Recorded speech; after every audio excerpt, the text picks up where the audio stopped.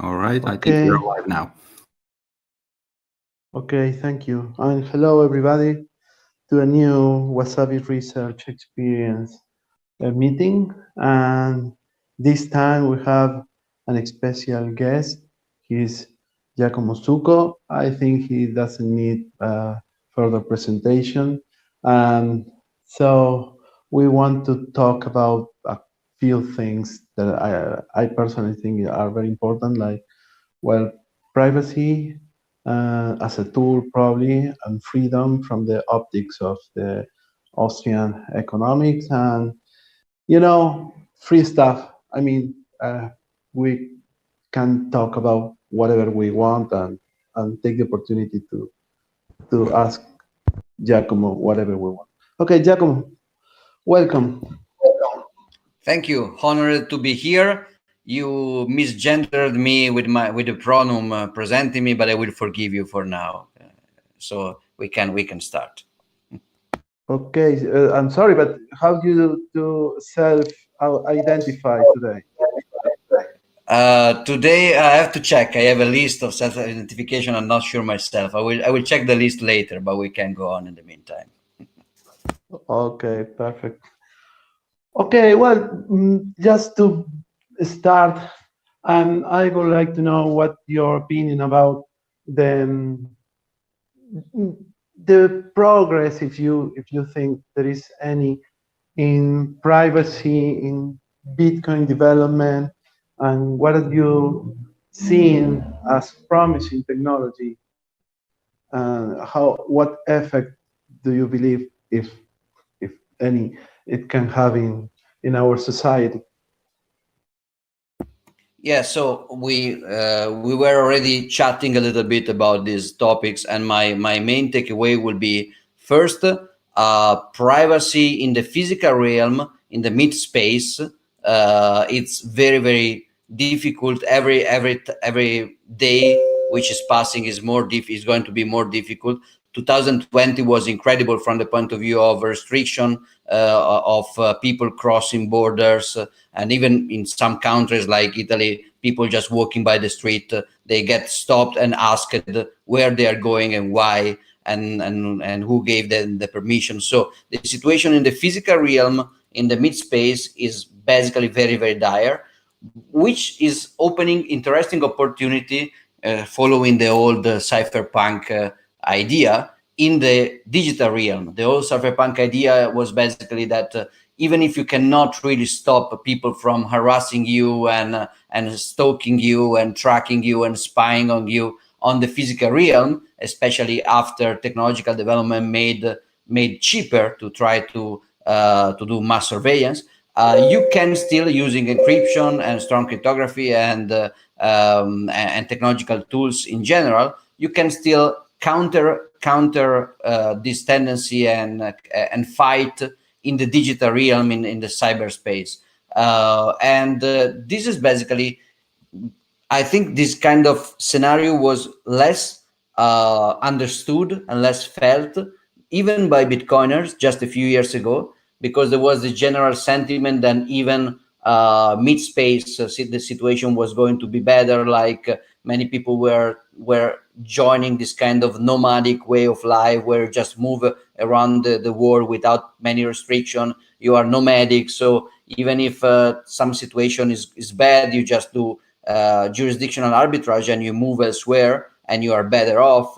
So right now, in the last 2 years, I think the situation is changing, and so more and more people are getting interested in privacy in the digital realm, as opposed to the other situation. The idea is that the problem with privacy is that you realize you need it when it's too late. Only when people will use the information about you in order to punish you because you said something wrong, because you purchased something that is taboo, because you sponsored somebody that you were not supposed to sponsor. So you appreciate privacy when it's too late, but now it is too late because many people are starting to suffer from consequences of surveillance. So now I think that there is more awareness about privacy. The more governments and society as well try to censor and de-anonymize and track and stalk and spy,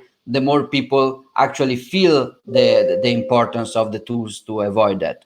And for example, today is what we elected as the CoinJoin Day, so it is very appropriate to be in this chat with one of the main CoinJoin implementations, people from a very important CoinJoin implementation, because it is also another sign of awareness. If you think about CoinJoin as a technique, a few years ago, nobody would, I mean, probably, let's imagine, I don't know, March or April of 2014. I guess that probably 10 to 50 people knew what CoinJoin was at all, reading the post of Gregory Maxwell. Probably only the people answering to Gregory Maxwell on Bitcoin Talk, and maybe a few developers of dark wallet implementation with stealth address and stuff like that, and the people working on join market implementation. So basically Waxwing and Belcher and so on. But I guess nobody else knew that exactly what CoinJoin was. And now we also have a day which is, I mean, is not a huge popularity success because a few people are celebrating yet, but it's still some funny things that we do. It was chosen today because today is the birthday of Satoshi Nakamoto in his online forums. And it's also a very symbolic day because it is the date of the gold confiscation in the USA. So it is the day in which Franklin Delano Roosevelt, a president in a advanced liberal democracy, as you may call it, so the United States of America, not 500 years ago, but just a few decades ago, basically decided to single-handedly confiscate all the gold possessed by American citizens. So not even confiscating from the Jews or the gypsies or the communists or the enemies or the immigrants or the women or whatever kind of minority could be more weak. They just confiscated every single every single American citizen they were able to physically find and confiscate. Of course, it was especially easy to confiscate paper gold inside bank accounts, but they also went for physical golds in a few occasions with actual state police enforcement blitz to take gold from people. So this date is very important because it reminds you that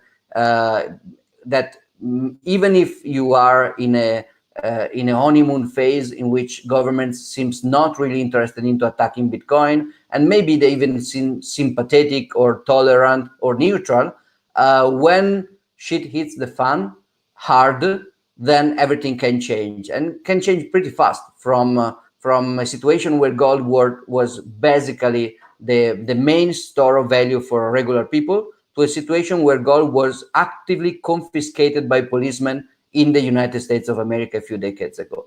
So this is a very symbolic day to think about the fact that Bitcoin may not always be treated as something neutral, especially if the price go up and numbers go up, and the numbers of the dollar purchasing power keep going down. Then the situation may become problematic. So in this date, is important not just to improve security. So of course to be of course to self custody the keys, the Bitcoin keys, to improve strategies of multi-sig key distribution, plausible deniability, and stuff like that. But it's also important to protect privacy because it's very difficult to protect yourself from a very powerful attacker if the attacker knows everything about how much do you have, where do you have it, which addresses, when you move them, when do you move them usually, where do you spend, what do you buy. If the attacker has all these information about you, he will have a very unfair advantage over you, and it will be very difficult. Let's think as an example to the ledger leak situation. I think that's very important if you compare it with Bitcoin privacy.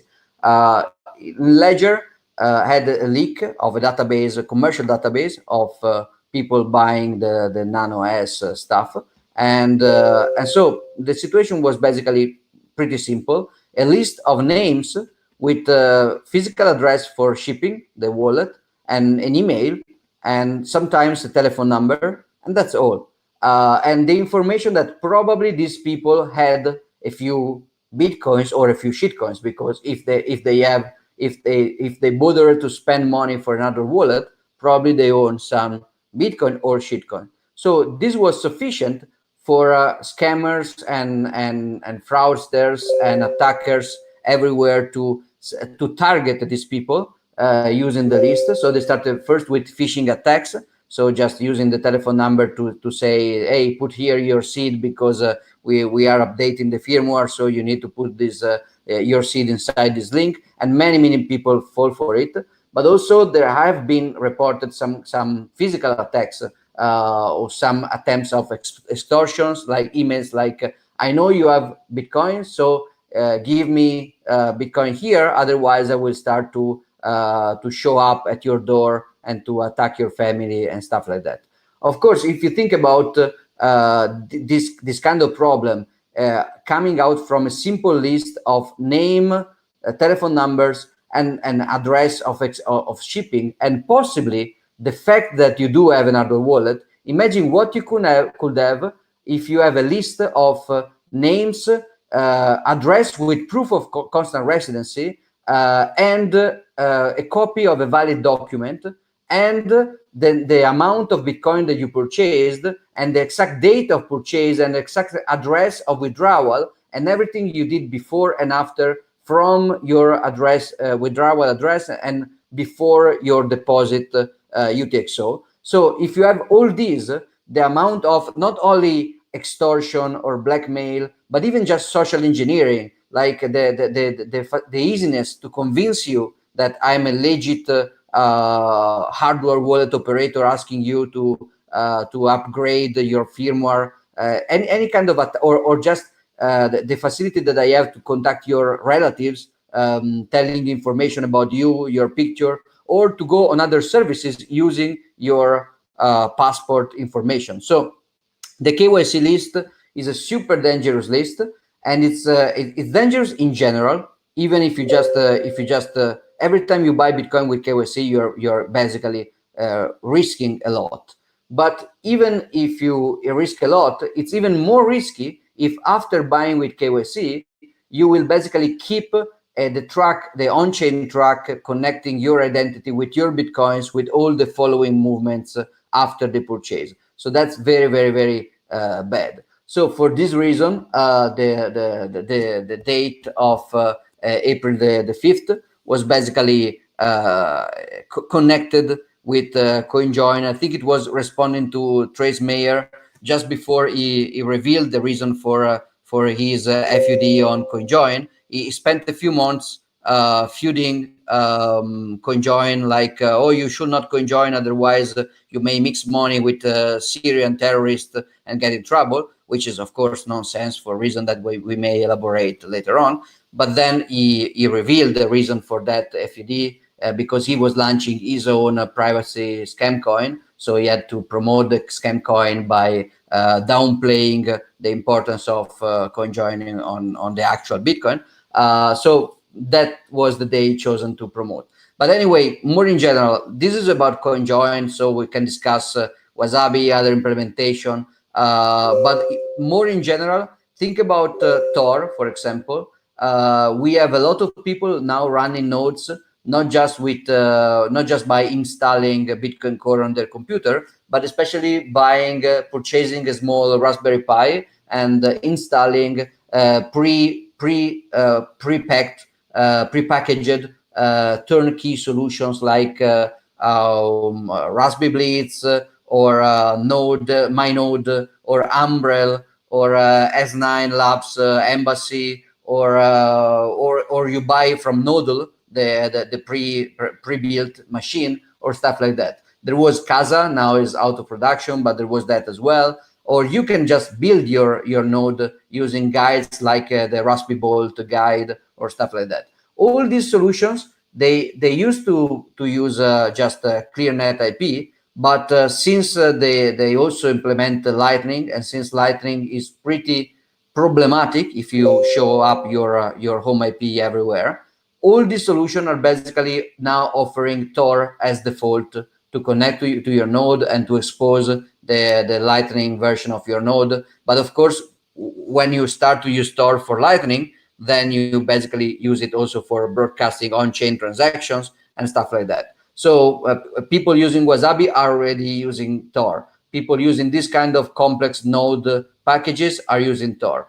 Of course, Tor itself is not perfect, is semi-centralized, is not completely decentralized, and the team controlling Tor, I think there are a few reasons to be very adversarial in thinking about this team right now, and there may be better alternative in the future, like IP3. I mean, there may be alternatives, but right now Tor is basically the best stuff we have in production already to preserve privacy online, and it's basically getting everywhere. Not just for privacy. This is also very important.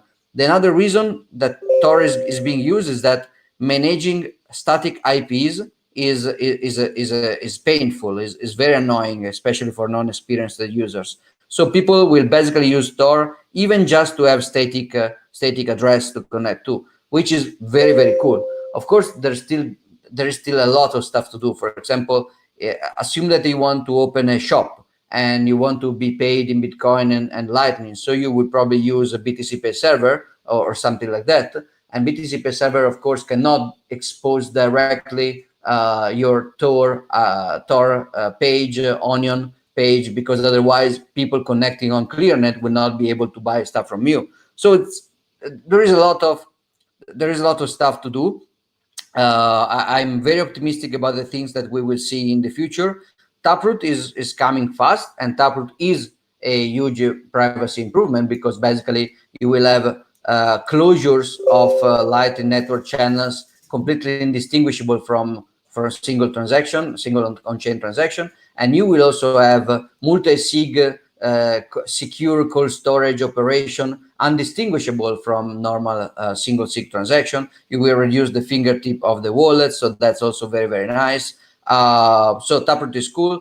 What I especially think will be revolutionary for Bitcoin will be a combination between cross input signature aggregation and a high on-chain fee environment. Because right now, let's be honest, coin joining is the best practice for security, but is in trade-off with saving money, because it's expensive, especially with high fees.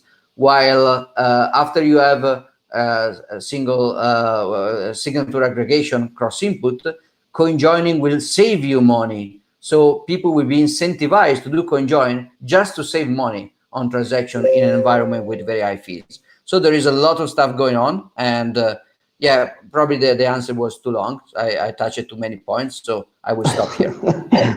But, one more question. Only one question per participant. Okay. But okay, listen. Yeah, we have been discussing about basically things that can happen in the Bitcoin ecosystem and technology, how technology can evolve to make this better. And also, it seems we more or less agree that in the digital world or in the cyberspace, things are looking good. But if we cannot do anything to improve the situation in the real world, that's a defeat. Because I mean, I'm pretty sure this technology, and not Bitcoin is not Bitcoin only. All this technology, Tor, for example, and that you mentioned, Bitcoin, another, should make a big impact on the real world. And I'm not so sure if that is something that is going to happen, really. But so I'm the pessimist here. I don't know what's your opinion, if you have an opinion. I mean, I think you're right to be pessimist about physical world. Of course, the cypherpunk ideal is that even if you are living in a state of slavery in the physical world, as long which we actually are basically almost everywhere, if you do have at least three things, which is a way to look at your screen without people spying on you directly, which is something that people, for example, in jail, they don't have it. And we can assume that in our home, we still have it for now. So you can interact with the computer.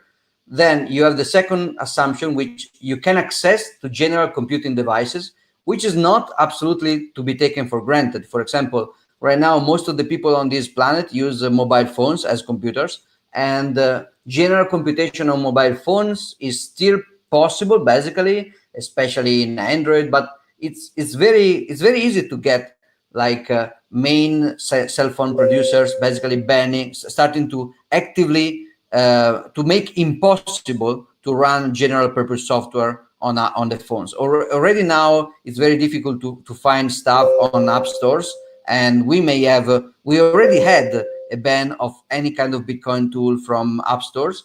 We are lucky that right now we are in a phase in which Bitcoin stuff are not banned from app stores, but it's not something to be taken for granted. So the second assumption is you can access to a general purpose computer, which is not obvious. The third assumption is you can access freely to the internet, which of course is not really the case in China and elsewhere. But still, many people are going to use VPN, and there are satellites, and there are mesh network. It's not a solved problem. But I think that if you can make these three assumptions, then you can at least do basically one thing, which is preserving free speech. And even if you are not free, meaning that you cannot move, work, exchange, act, kiss people, drink alcohol, smoke tobacco, or eat steaks, or do whatever you want.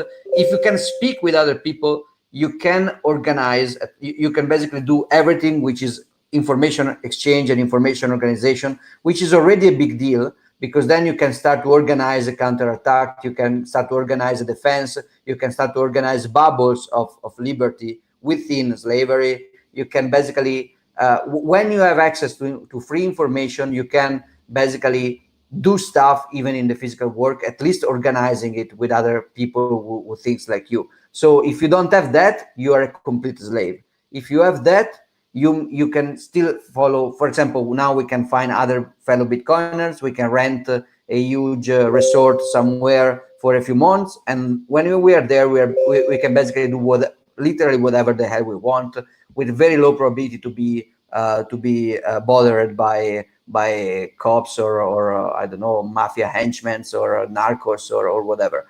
If the security is good, if the planning is good, there is an old saying by Antonopoulos, which is free speech is, I mean, the internet enables free speech, and basically Bitcoin makes money part of speech, because now you have a digital version of money. And so basically now, as long as you have free speech on the internet, you also have money with Bitcoin. And I could add that stuff like 3D printed guns may also play the same role. Now you can actually you can trade guns with the same as part of free speech, as long as I can distribute 3D printing instructions for distributed defense projects and guns and stuff like that. I may have access to the. I mean, it's not that simple, because you still need access to ammunition, but there are a few projects to 3D print ammunition as well. So I don't think that internet information freedom is sufficient to be free, but it's certainly necessary to be free at scale in this age. So if you don't have that, you have nothing. If you have that, if you have internet anonymity, internet privacy, you can build economics freedom on top of that with Bitcoin, and you can basically print guns. Basically, I mean, it's better than nothing. Of course, there are still few things missing, like transportation, travel. That's very, very hard, especially now. But still, so let's consider this. I have to move to Bahamas in next month, and now I cannot touch the United States because I cannot enter for Coronazzi restrictions. But I have a friend who suggested me to basically rent a private jet and to fill it, and the price will come down to about 4,000 euro for me, which is too much for me right now. I would probably not do it. But if I think about numbers going up in Bitcoin a lot, that may become an option for many kind of initiatives. So you see, it's all connected. The internet enables Bitcoin. Bitcoin is money. It's good money. It's hard money. When you have hard money, you are better off, even from your purchasing power point of view. And when you have purchasing power, you can buy freedom by spending more and by purchasing freedom tools like private jet, basically. So it's all connected. I'm not saying that the situation is good, but I'm saying that the battle for cyberspace freedom is probably the main battle we can still win, and we have to win. And then there will be fallbacks, positive feedbacks, also on the physical freedom around you. But Okay, thank nevertheless, you, physical guys. freedom is very important. And physical surveillance resistance.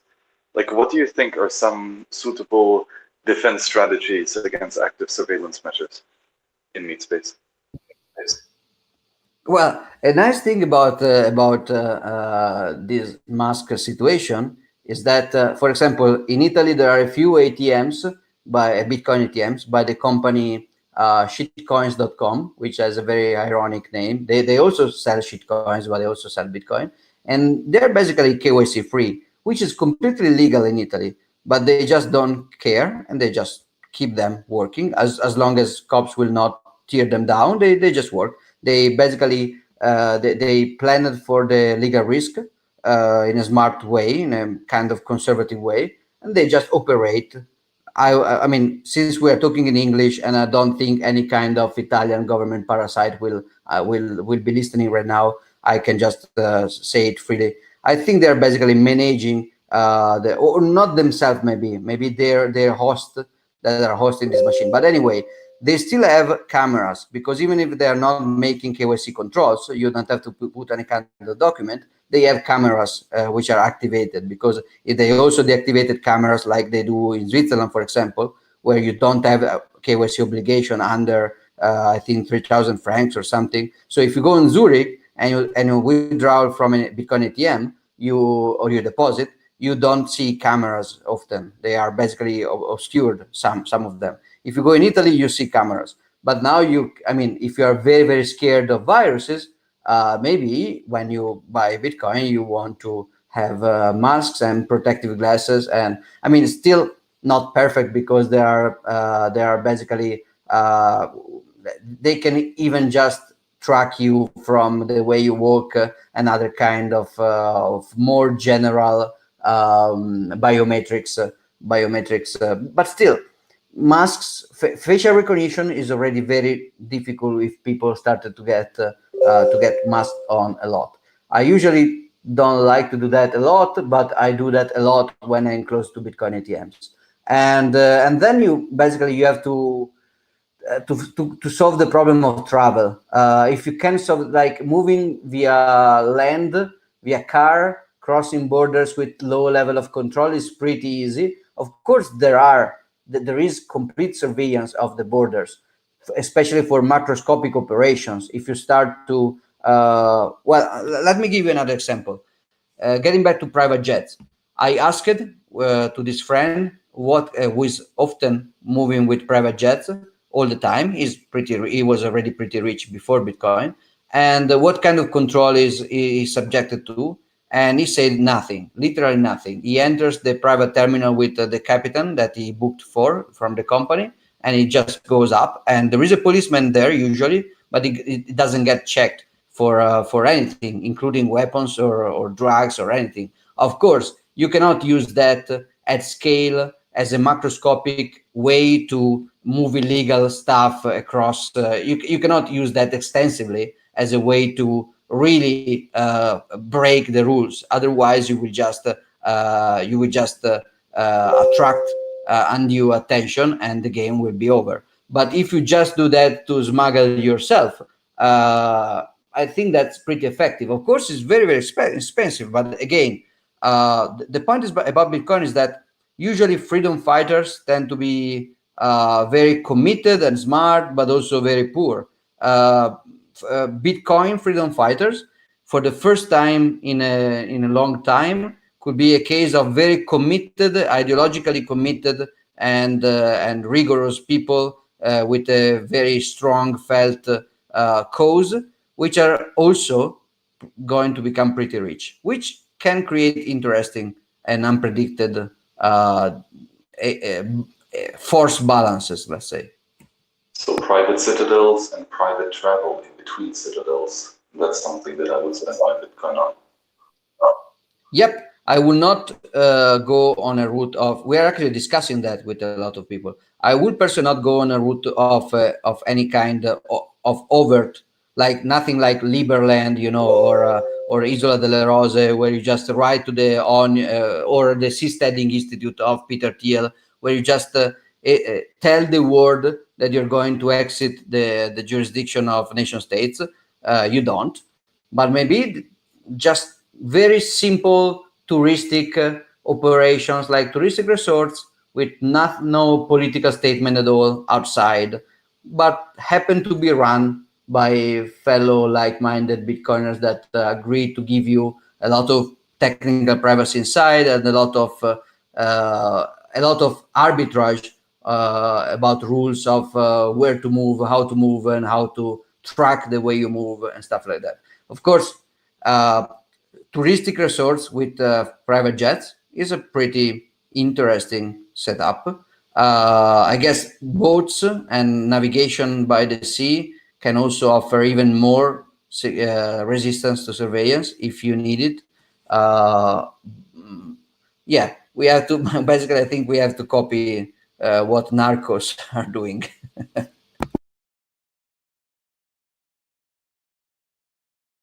Okay, someone else, guys? Any question? I was just wondering how many spots do you have on that private jet? In this specific case, it was basically 18 spots, but I'm not taking the deal because it's too expensive for me. But it was 18 spots from Milan to Bahamas, and the total cost was little short of $80,000. So distribute 2 ways.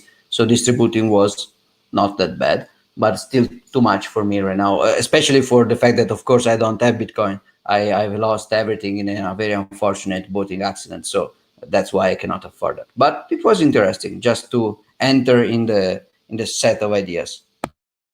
Yeah, that is interesting to just to know about these like prices and that this is an actual option. Never came to my mind. But yeah, I was also just wondering, like, I don't know, you probably read this book, Sovereign Individual, Giacomo, and there was like this phrase that it's going to be interesting to see whenever like the governments will start to clamp down on their citizens to like restrict them even more and more. Like they were saying that, probably the only ones who are going to stay put is the foolish ones and the most nationalist ones. But this means that we will kind of like be on like running, and we have to escape them. What do you think about this? Like, is that a good strategy, or is it just better to stand up and fight already? I've read the Sovereign Individual even pre-Bitcoin, and it was one of the cases of basically pretty much prediction of Bitcoin. So it was a very insightful book and a very prophetic book in a way. The other notable cases are Milton Friedman predicting Bitcoin, or Friedrich von Hayek predicting Bitcoin. You can find the videos of both. But another case was the Sovereign Individual. That was the part about money, basically describing a few features of something which is pretty close to what Bitcoin is. I think that in a way, the sovereign individual was a little bit too much optimistic, because it was written in a situation where the degree of government intervention on the specific territories was becoming worse, but the degree of easiness to move across border was becoming way better, and was continuously becoming better, exponentially becoming better, less expensive, less frictionful, less problematic for more and more people.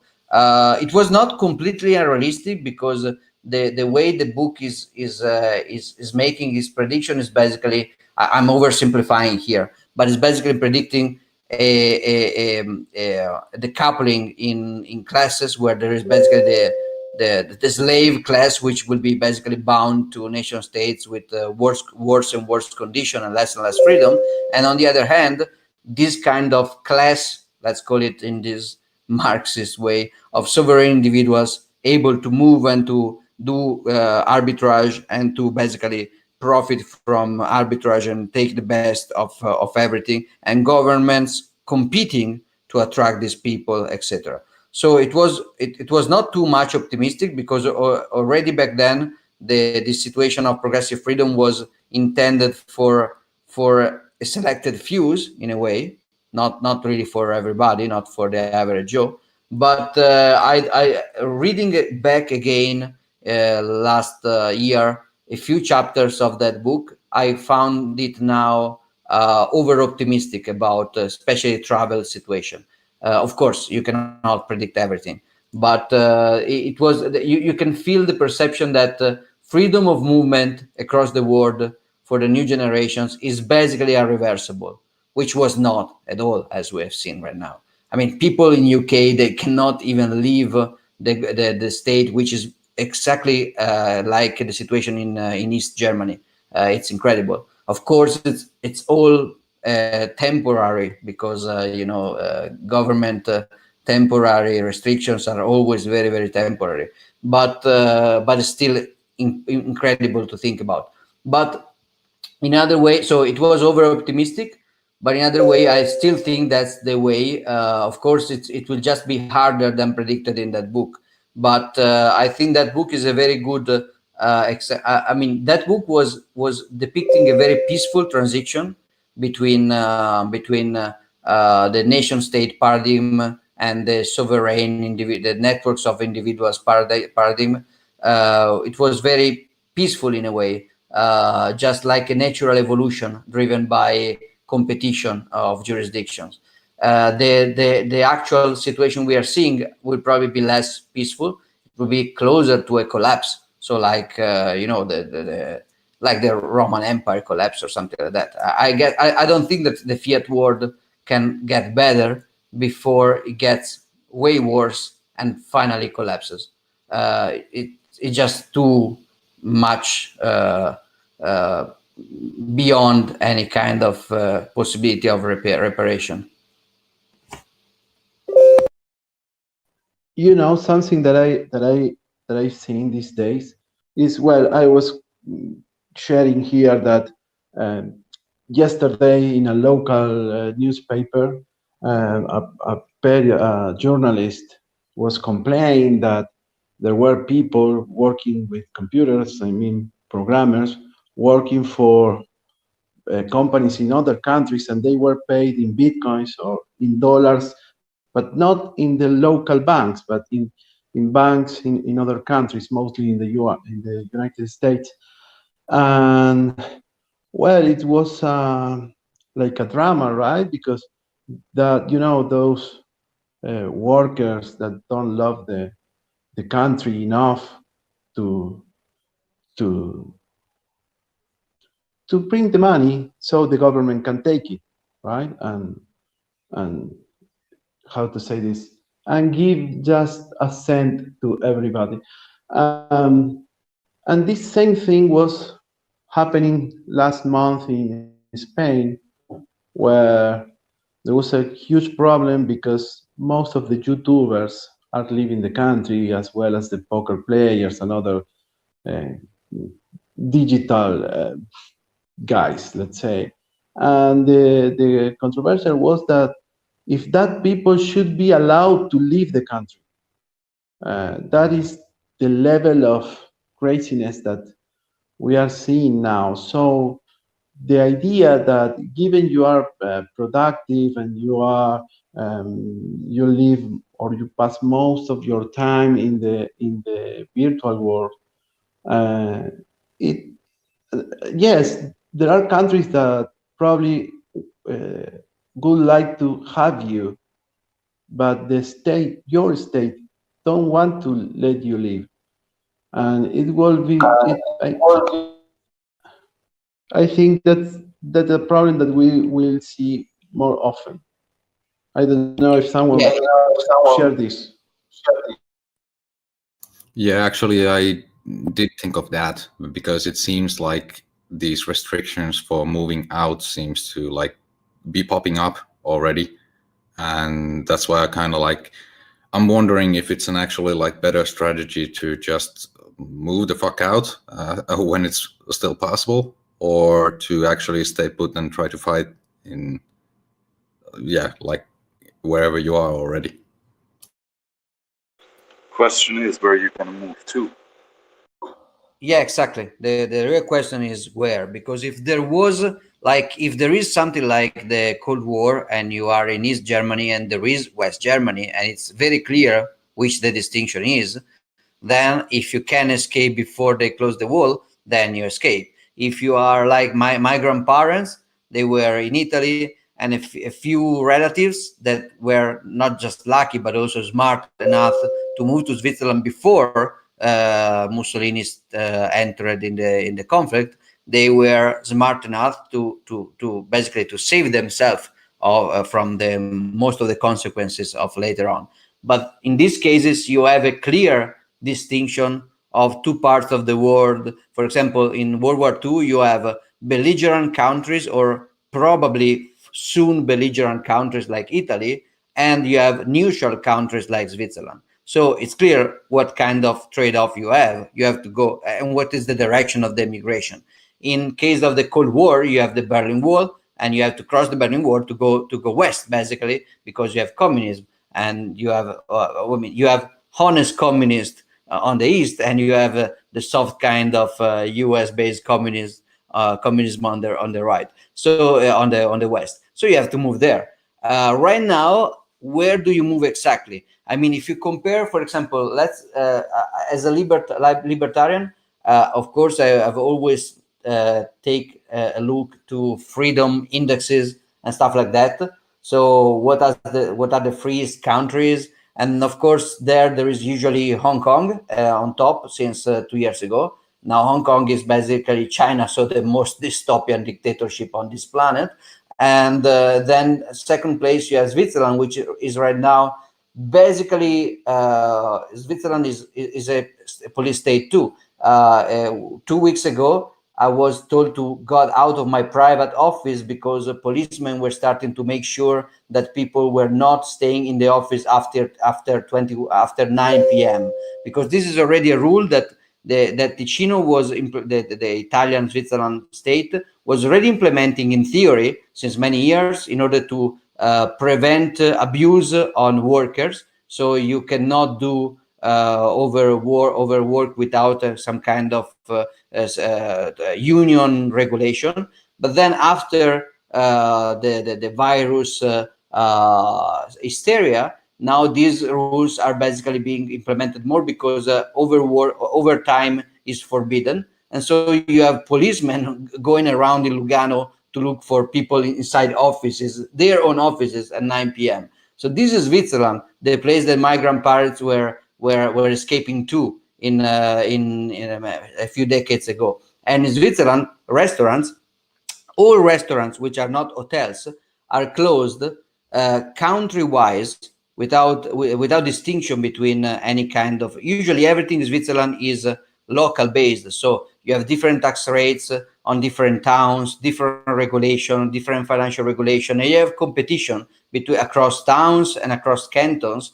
And in this case, in November, a single edict from Bern, from the center, came to lock down all the restaurants and bar and cafes in all the country, all the confederation, without any kind of local distinction since November, without exception.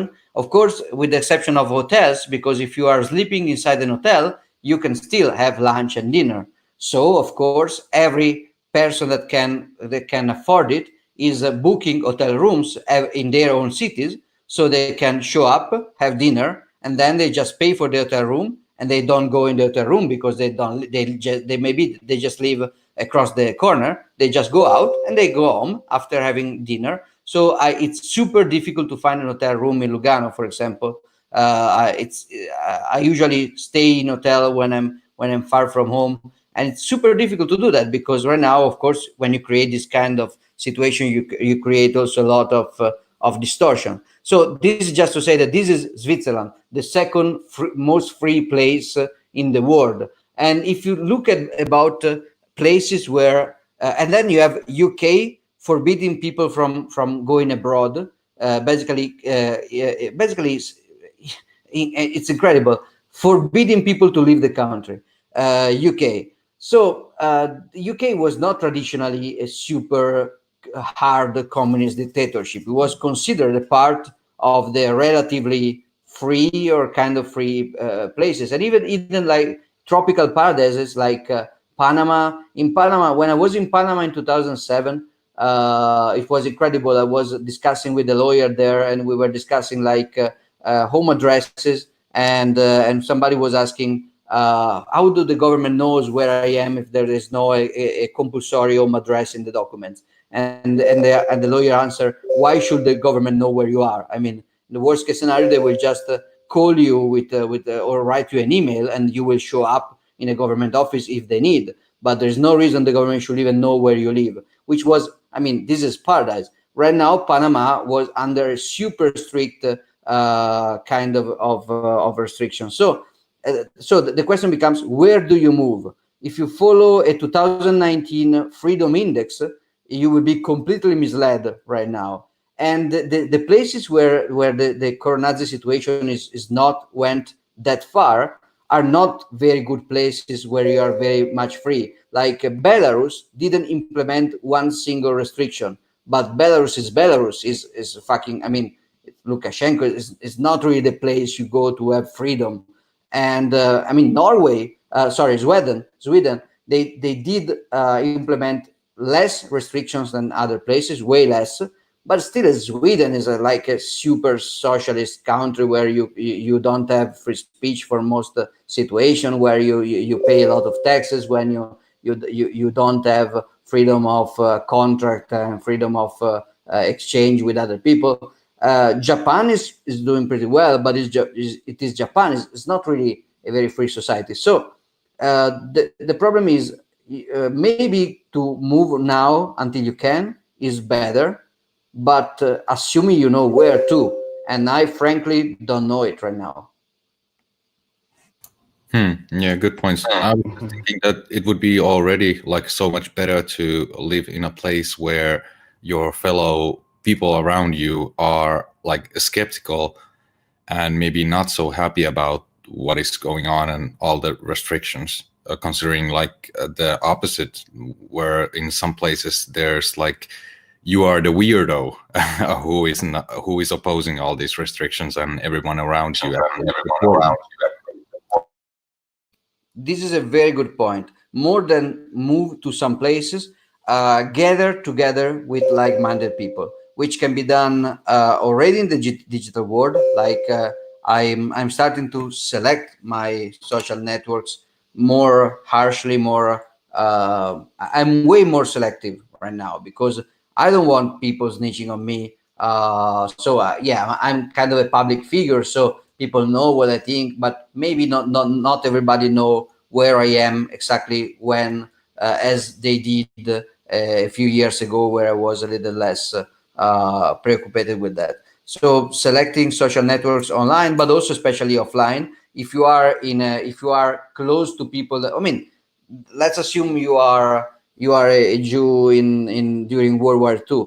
If you have places to hide, you are basically better off even to get out of the country before things get very, very bad in the late 30s. So it's important to have social networks around you that can help you, that can actually understand your point and are not going to actually call the cops on you and stuff like that. So I agree. Gathering in communities of like-minded people is probably something that we have to start to do now. Not sure where, so I think that the better thing for now is decentralization again. Many places, like I know that Francis Puyol has a place somewhere in South America, and I know that Kevin Locke is building a small community in Azor Islands. I know that Cypherpunk is thinking about a community in Jordan. I know that I mean, a lot of Bitcoiners are building small communities in a lot of places. In August, I will be at this conference in Mexico, where a lot of people are basically gathering around a few spots among like-minded people. In Europe, I have no clue, but I guess that we may find some kind of concentration of sane individuals, but it's not clear where.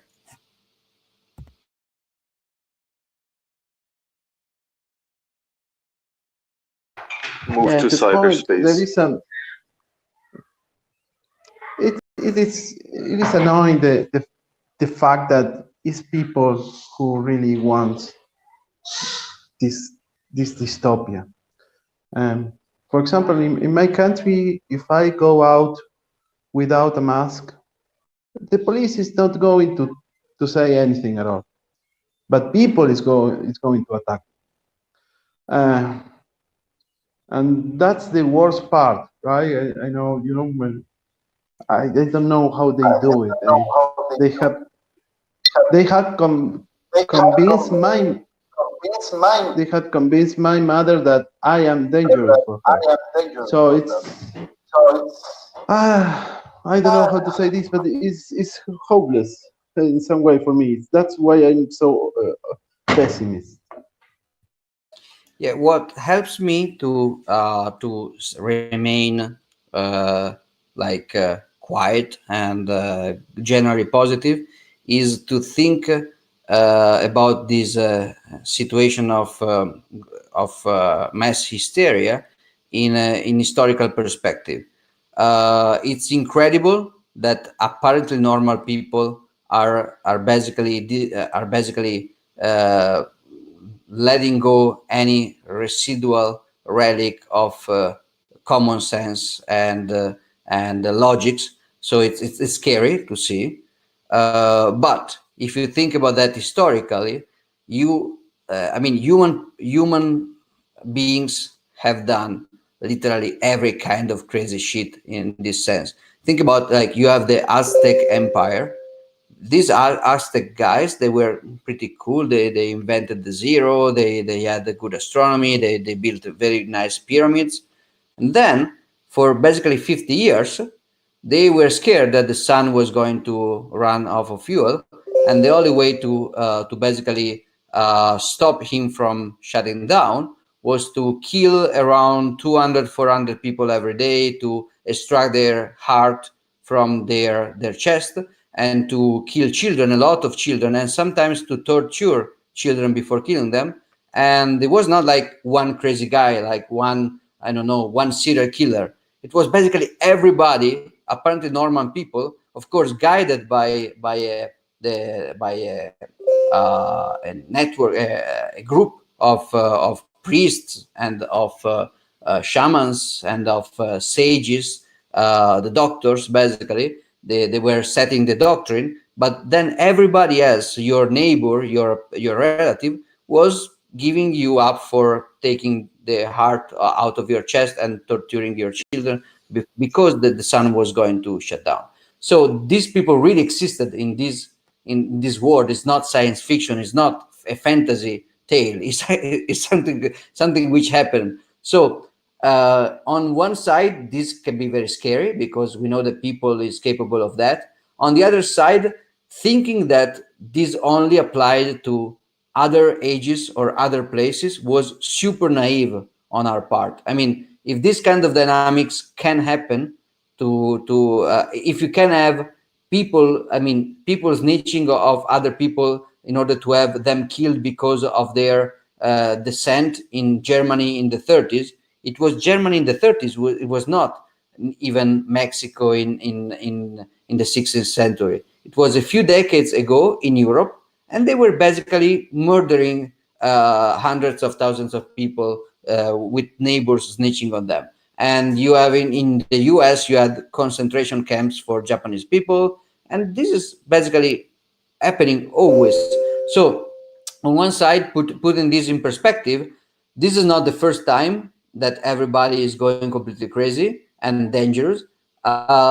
This is probably not the last time. And in comparison to Aztecs, this is not even the most gruesome version of what you can have. So we can just have, I mean, we have to keep cool and just find counter attacks and find and create. I mean, let's stay cool-minded. Let's stay cold-blooded, and let's stay. Do not get into some kind of cosmic depression. Yeah, people are completely crazy. Not the first time which this happens, and probably not the last. And this time we have a weapon that was not known to man the other times around, which is Bitcoin. So, and everything that can be associated with it and can flourish around it. So, I mean, it's okay at the end. This is the kind of time we have to deal with, and there are things to do and fights to fight.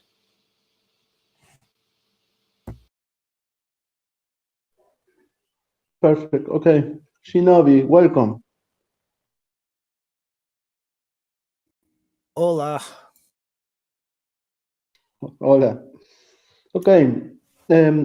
Guys, anyone else? And by the way, can someone host the rest of the meeting? Because now it's hard for me to host the meeting. Well, if we can just say a few words. The thing, as you mentioned here, like getting together as a community and group of people, finding like-minded, is super important. And I think doing it only digitally won't be enough. Especially, I mean, I've been having a home office for more than a year, and I'm getting fairly insane here. But I'm able to drive up to Liberstad, which is close to where I live, which is a project to establish like a private city in Norway. And while there are not that many people yet, it's super fantastic being able to go up there and just meet like-minded people who obviously have their own like individual ideas and thoughts about things, but you can trust that person, and you know they won't run to the government and tell something, and you know that they have the same basis of understanding Bitcoin and anarcho-capitalism and freedom. So that's it's very valuable, I think. So we need to build communities around the world.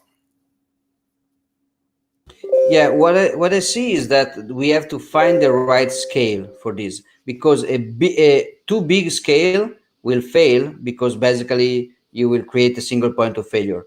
That can be a good, like a bad single point of failure, like the government just bombs us because we are all in the same place, or a good single point of failure, like we all go to New Hampshire, then we make taxes very low and work regulation very loose, and so we have a lot of economic growth, and then a lot of socialists will move here from New Jersey and from Michigan and from everywhere, and this will become a communist hellhole again, because we succeeded too much. So we have problem of failure when you have centralization, too many people. The idea of the libertarian paradise, I think, is very dangerous, because it's basically a single point of failure.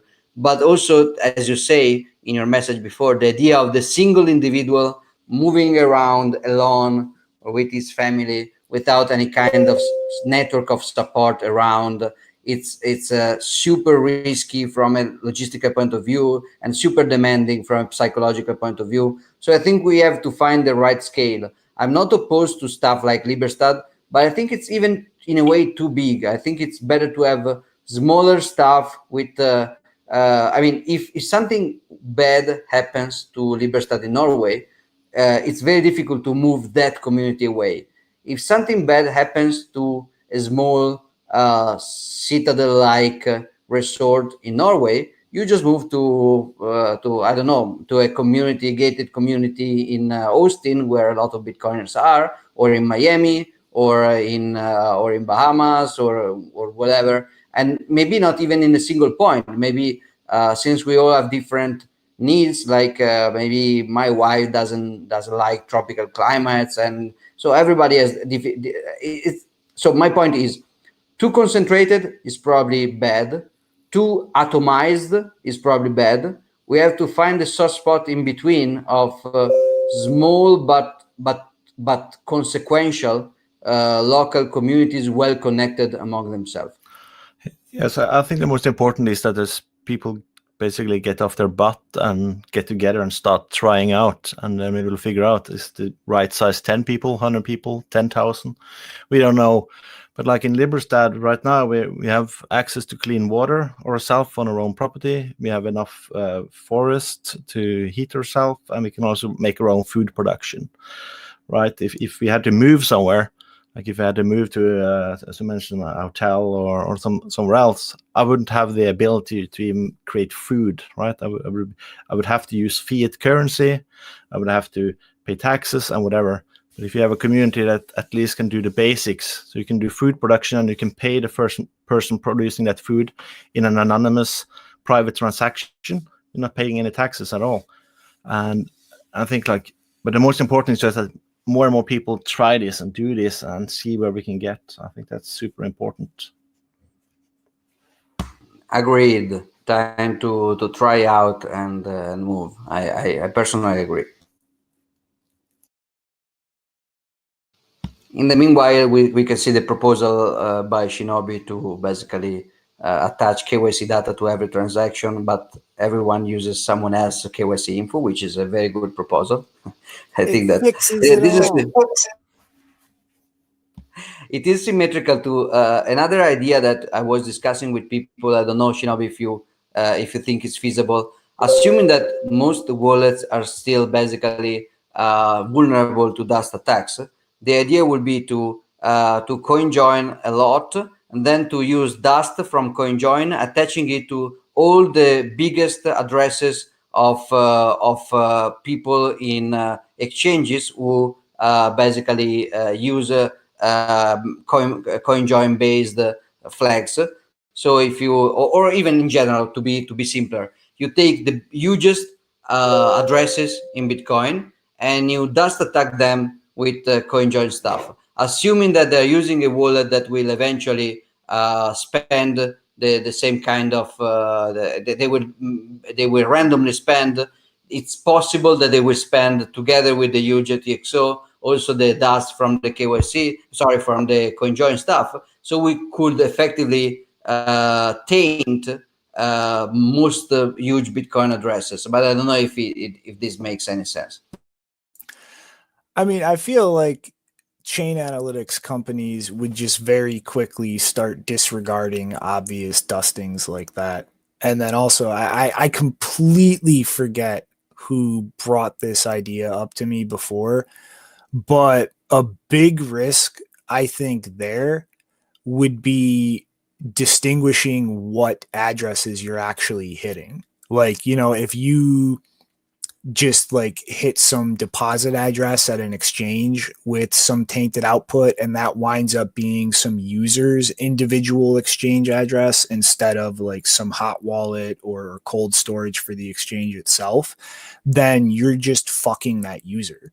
Like, how can that user like prove they didn't deposit that, or like they had nothing to do with that? And but like I've specifically had a buddy who had his Coinbase deposit address dusted like that, and Coinbase support had no clue what the fuck was going on.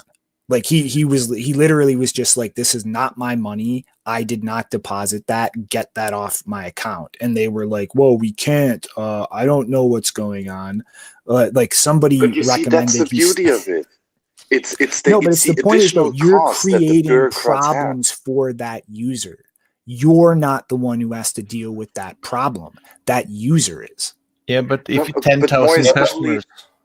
Exactly, like the company has to deal with it, and the user support has to deal with it. right? And this means that enforcing these censorship based on chain analysis becomes more and more costly, essentially. The reality is what would happen is they would freeze those things. They would lock people out of their money. They wouldn't give two shits about it.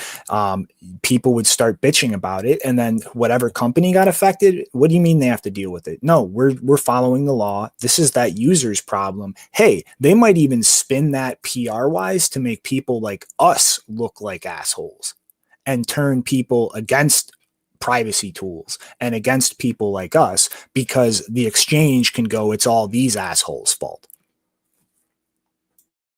Yeah, but still, I mean, right now, exchanges are using heuristics that are technically invalid. So they're assuming, for example, that that money was coming from your friend, which was false. So they are basing actions on false premises. And I'm not sure if stressing out in a white hat way, so being careful not to hurt too much somebody, but stressing out the fact that these heuristics are basically just fake, so that the fact that, for example, the heuristic that in every Bitcoin transaction, every kind of input comes from the same party is a fake heuristic. If you fuck that up, you said before that they can trivially target obvious dust attacks, but even in excluding obvious dust attacks from the analysis, they are forced to dispel the narrative of the simple heuristic, and they have to introduce nuance. Basically, they have to say, okay, we cannot say anymore that every time that you have a connection with a CoinJoin in your transaction graph, then you maybe should be freezed. We can only say that excluding obvious dust attacks. And so you can start to dust attack yourself a lot, and then you can say that it was not you CoinJoining. I mean, we open up a lot of kind of ambiguities and a lot of kind of plausible deniability paths. Of course, somebody may be hurt of that, but I mean, eventually, if you are dealing with an exchange which is going to censor yourself because Bitcoin is used for privacy, you're already fucked. I mean, I don't think that a user that can be fucked by Coinbase, if they freeze CoinJoin stuff, is going to be safe anyway, even disregarding any kind of action. Eventually, they are fucked regardless. Well, I mean, like Giacomo, you can instantly tell a real CoinJoin from a dust attack in just analyzing amounts and common sense heuristics. Like you have a whole CoinJoined output versus some taint in a dust output. And then, I think you guys are not thinking through the public perception angle of this. Like, you doing something like that will cause problems for users. It will be their problem. Business won't give a shit. They're just following the law. And that is so easy to just spin and blow up in privacy advocates' face and just get normal people pissed at us instead of pissed at the business. And on top of that, dude, they'll just say, I don't give a shit. Like, look at companies like BlockFi, like BottlePay. They don't give a shit. We don't want your CoinJoin stuff. That's our interpretation of the law. We're scared of it. They won't care. Yeah, now it's good. They are bad actors, and it's good that users recognize that every company behaving like this are bad actors, because it's just like a browser telling you that you cannot use HTTPS. If a browser tells you that they will not allow you to navigate HTTPS pages, it's a very shitty browsers, and everybody was basically involved with internet development or browser development should be clear and obvious. The statement that any kind of browser will behave like that is a super shitty browser which is compromised and is to be avoided. So, if BlockFi is preventing users from using Bitcoin with security best practices, it's no brainer. BlockFi is just a super bad actor that has to be called out as that. But like Giacomo, that's our point of view. That's our perspective as people who have been here for years, for political reasons, for political motivations, not just making money. That's not most people. Most people won't care. Most people won't see that as a big deal or a bad thing, because of their perception based on legacy systems. And when you try to do something to advocate for privacy in a way that will just cause problems and headaches and friction for that type of person, they're not going to turn around and go, we should use privacy tools. They're going to go, fuck you. You're the asshole responsible for me not being able to touch my money for 3 weeks. That brings my, I'm just wondering now if some of these chain analysis companies or someone is actually listening, why wouldn't they do that and just try to shift the blame towards coin joiners, or they could easily do that right now. I don't think they would, because the key of their marketing is that chain analysis heuristics are realistic, which is often a fair statement, because right now many users are, many transactions are probably really made by the same entity on the input sides, and many transactions really are not pay join, so I have just one payment and one change, and so this is still realistic. Is not generally true anymore, and especially it cannot be used in a court as something scientific, because it is not proven, but it's a generally probable assumption in general. But they can only make money if they keep up the narrative that they can track Bitcoin. If they do something like dust attacks, creating entropy, not just in the chain, but in the narrative, they are going to damage their sales pitch, because their sales pitch is Bitcoin is completely traceable, which is absolutely not true. But it's their marketing stunt. So sorry, I think what would be good for them if Bitcoin would be more and more private, because that means there are more and more problems to solve for them and charge money, right? So that would be good for them, for their business. I think in that case, there would be the classical distinction between what is good to a business sector in general and to incumbents of a business sector. So in general, for example, what is good for gun producers is gun freedom, because you can sell more guns.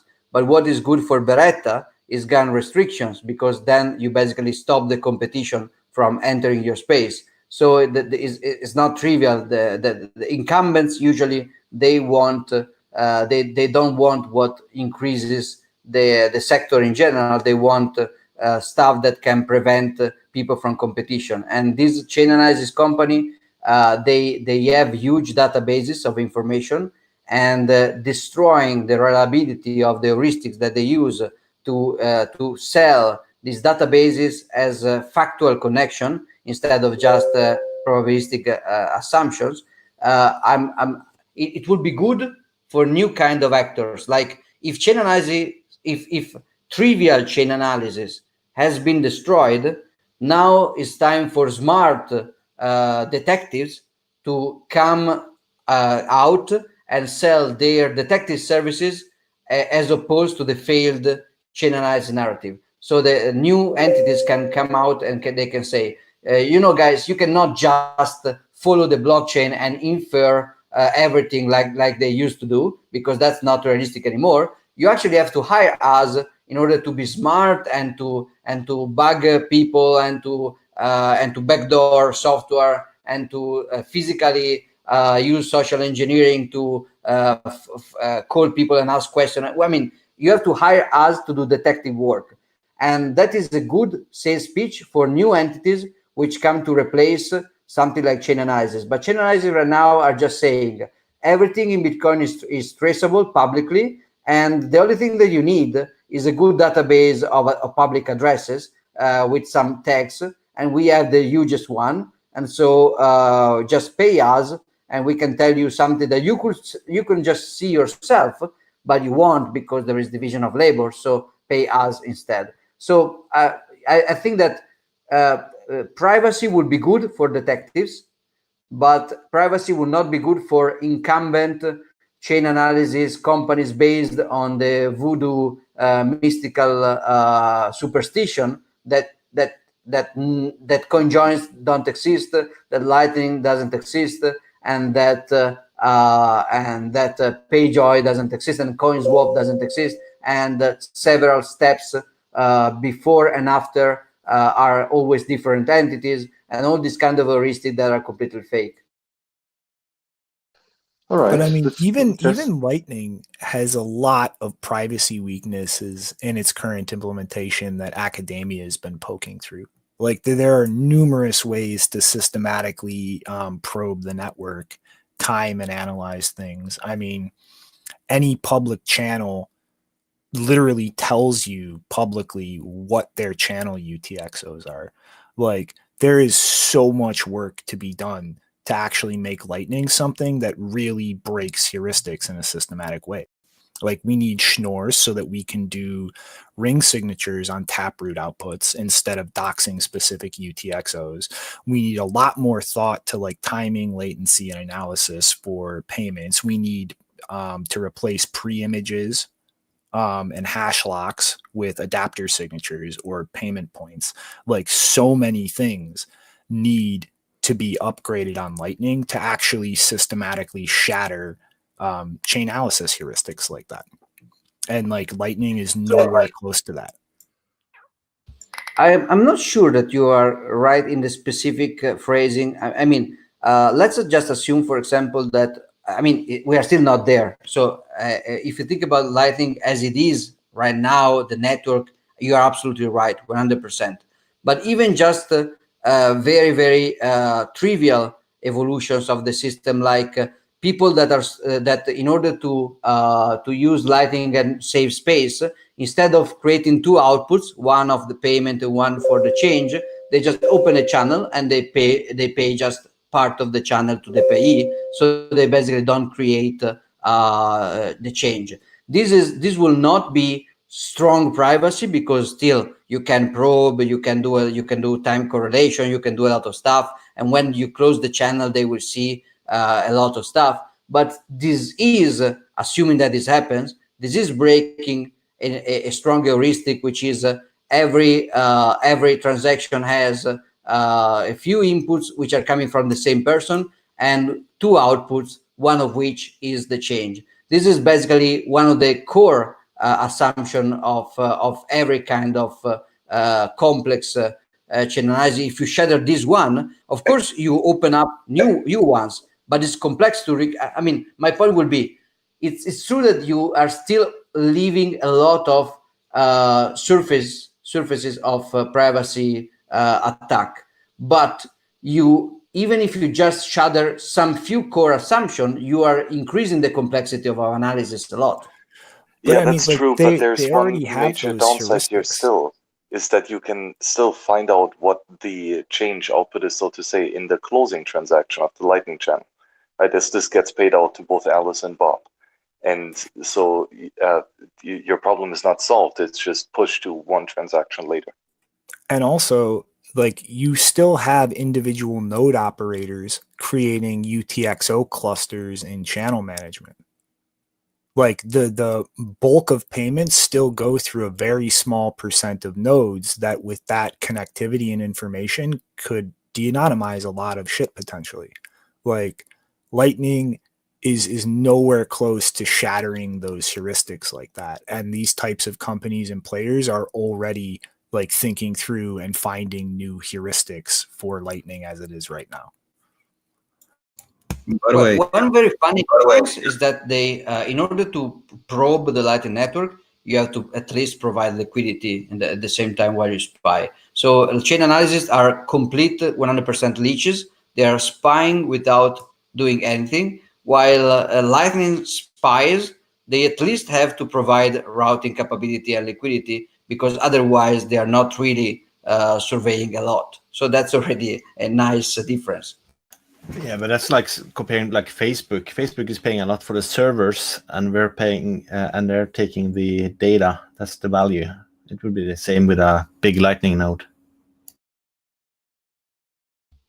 Yeah, in a way, yes. Well, I mean, I guess the question is that can Lightning be potentially made private, sufficiently private, or does it not even have the potential, right? It has potential. Yeah, it absolutely does. But a bunch of the primitives that it's built on right now need to be ripped out and totally replaced first. And by the way, I just wanted to mention, if someone is interested. That's why we are here. Exactly, TLDR, that's Lightning in Wasabi 3.0. And yeah, if someone is interested about these issues on the current Lightning Network, I recommend to check out Join the Wasabikas episode 7, where Max was talking with Iswan Seres about these like different kind of ways to acquire information about like private channels and taking snapshots of the network and knowing by that where things are moving. I think there's also some research into building, I think it was building an alternative Lightning network or building it into the Lightning network, but research into adding stuff from Zcash into the Lightning network, which would be easier to do than adding it on the base layer of Bitcoin. Hey, Nopara, did you actually just play a master ball to catch Janine into the comp?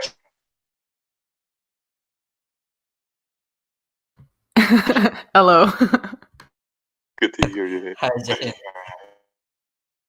Anyway, this can I ask you guys to link me this episode in the chat if you may, just to check out, because for example this is completely unrelated, but for my shitcoin RGB stuff, we basically ended up not reusing the LDK Rust implementation as we were imagining.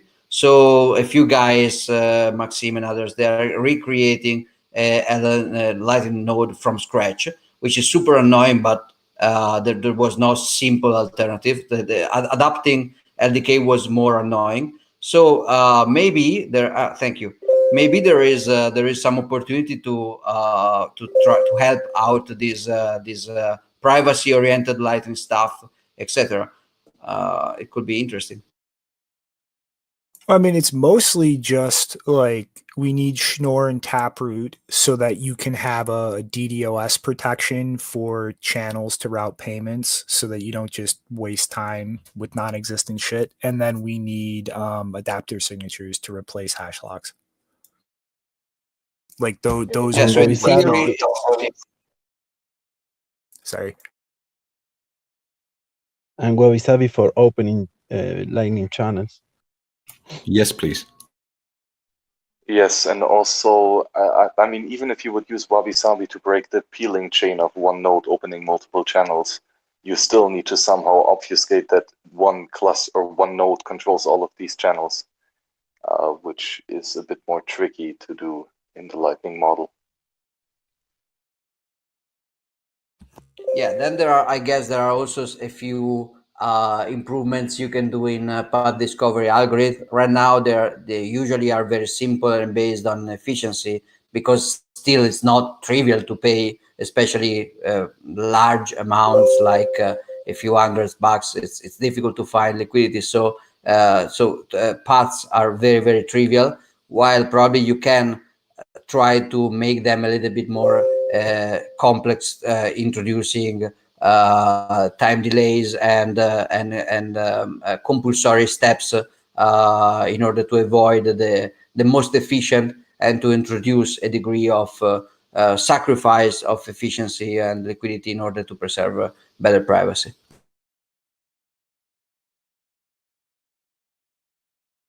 Yeah, I mean that. And also, I guess. Sorry, go ahead, Giacomo.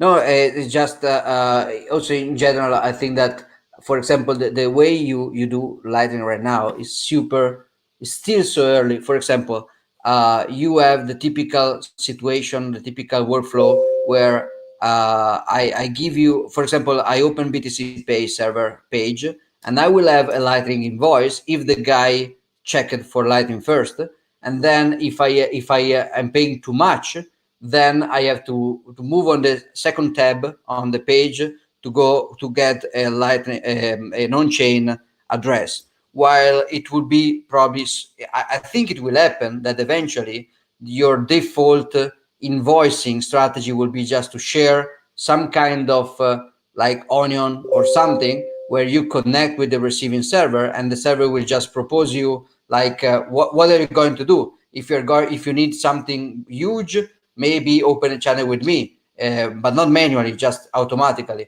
And if you don't, just route through me, or pay join to me, or whatever. I mean, I think there are a lot of stuff that can incentivize the development of the network, even just from the UX point of view. Because right now, if I can pay you on like I've won a bet with Eric Wall, and he had to pay me $1,000 on Lightning. No, actually, he had to pay me $1,000. But then, in order to troll me, because he was a sore loser, he told me, invoice me and I will pay on Lightning. And I did, and he did pay, but it was, of course, super complex, because it was he had to find the liquidity first, to consolidate and stuff. But most of this stuff will probably become more and more automatized, which will probably have a few kind of consequences on privacy as well. I mean, not necessarily. Like Lightning Pool is a big potential there. Because you can disconnect who's actually paying for your receiving liquidity from who's providing it. That's a lot of potential. But really, I think the two biggest things for like systemic privacy improvements in Lightning are, one, like you said, introducing like extra latency along a payment path, but then also assuming you have adapter signatures instead of hash locks, so that each hop is decorrelated. Multi path routing too, so breaking the payment up like that. So I think of it as kind of two separate ways you can attack the problem. The latency introduction prevents the kind of systematic timing analysis, but it introduces some UX friction. But on the other side, if you have no pre-image or hash lock to correlate, then if you just break the payment up, and if there's enough people and enough money flowing that's doing the multi-pronged routing like that, then like that also does the same thing without the big UX friction. Because like, how are you going to correlate all the parts of a payment into a single amount when everybody's breaking their payments up like that? Yep. I also think that right now the default for a Lightning user is basically to fire up a node with a public, mostly with the broadcasting the public name or something like that. While eventually we cannot go to the same extent to the on-chain experience where we create a new address for every transaction, because that will not make any sense. But probably we will have some kind of compromise where the typical Lightning node can fire up at least I don't know, 10 or 20 small nodes that will create channels independently and then route through them in order to serve the same kind of user seamlessly. I mean, it's a little bit paradoxical that when you onboard somebody Lightning, it just fires up one node and exposes the in the worst case scenario, even the home IP address, attaching it to that node.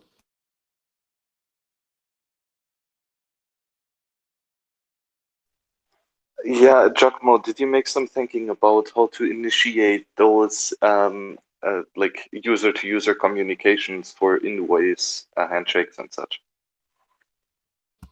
Yeah, there was still in our Metascam RGB project, there has been some discussion for this kind of universal invoicing stuff that we checked up with a few Lightning developers like Christian Decker, and I'm not sure about a lot. Well, I think Maxim talked with somebody, and there was some discussion. The point is that everything that we are doing, which is close to RGB stuff, tends to be seen as mostly very connected with this asset idea and not with the rest. While this is a very general thing, so I was trying to involve more people. Maybe talk with Allen for standards, and I mean more standard oriented people in order to understand if there is ground to to think about a BIP. In theory, it's pretty simple because you have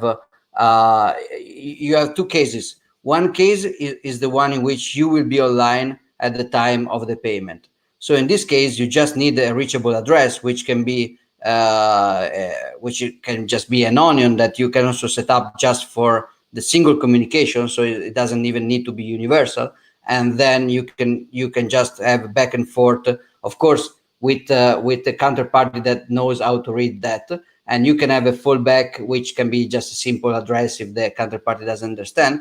And the second case, which is way more complex, is when you assume that you may not be online at the time of the payment, and then you have to basically I have to tell your wallet, if I'm not online at this address, then you should try either this kind of third-party proxy or this on-chain address. So in that case, it becomes way more complex.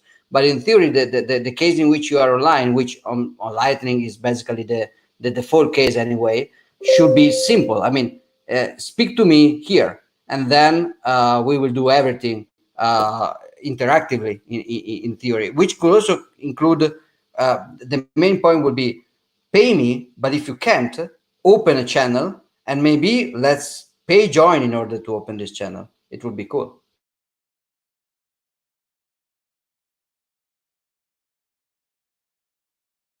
I mean, all of that's definitely optimizations that are necessary. And I'm 100% with you that like interaction between users, like it's going to be interactive. Like you can't just have static information as the whole protocol stack builds up. You're going to need to interact. But I really think like the biggest privacy gain from Lightning would be like breaking the timing analysis for payments inside Lightning. And then we need ring signatures on Schnorr outputs instead of like actually doxing your unique UTXO. Like we need some way of proving you have money to route stuff with without showing the exact UTXOs. Hey, actually, a question here, Shinobi. Do these proof have to be within one transaction so that it's only the outputs of a single transaction that are covered in that ring? Or is it multi-transaction outputs? Well, no, it would be like a ring signature with all or a bunch of other Taproot outputs. So like you prove I control a Taproot output of Bitcoin. Like I proved I actually have Bitcoin, but I'm not telling you which specific UTXO like public channels do now to prove they can actually route your money. But don't you need to know the transaction out point just to build the PTLC? No, they like you just pass the information along in the onion wraps needed for those channel parties to construct that. Like you don't need to know all the details of that. You just need to give them what they need to make the right transaction output. Wait, so what information do you pass on to route members? Well, the hash lock, if it's a hash lock, or if it's a adapter signature, you get the point from the receiver, and then you construct the numbers, and then just wrap those in the different onion hops so that they can make the right adapter signature. Yeah, so only the channel buddy needs to know the exact output. Mm-hmm. Like the only reason that's doxed in the routing tables now is so that you know where you're trying to route a payment to actually has a channel and isn't some guy with nothing just laughing like, he's going to route a payment and it's going to fail because I don't even have a channel open. And how do you prevent that case? Well, I mean, that would be the point of replacing that with like a ring signature on Schnorr outputs. Because instead of having to publicly dox like your actual UTXO on chain, you just prove that you have one of this whole pool. And so it still gives the same DDoS resistance of like, I hold Bitcoin, I can do Bitcoin stuff. And do these outputs of the ring have to be the same denomination? I'm not exactly 100% sure on the restrictions and limitations. Jonas Nick wrote a quick gist that he threw up on GitHub, I want to say like 5 or 6 months ago. For the ring signatures themselves, it makes absolutely no difference. All a ring signature is a logical OR of several keys. What does matter is like you're verifying that the ring, the set of keys, actually corresponds to some UTXOs that are unspent on chain. And then it's just a matter of like what lower bound will you accept? Like if you need somebody to prove that they have this much locked up, then any output larger than that they know the key of is sufficient.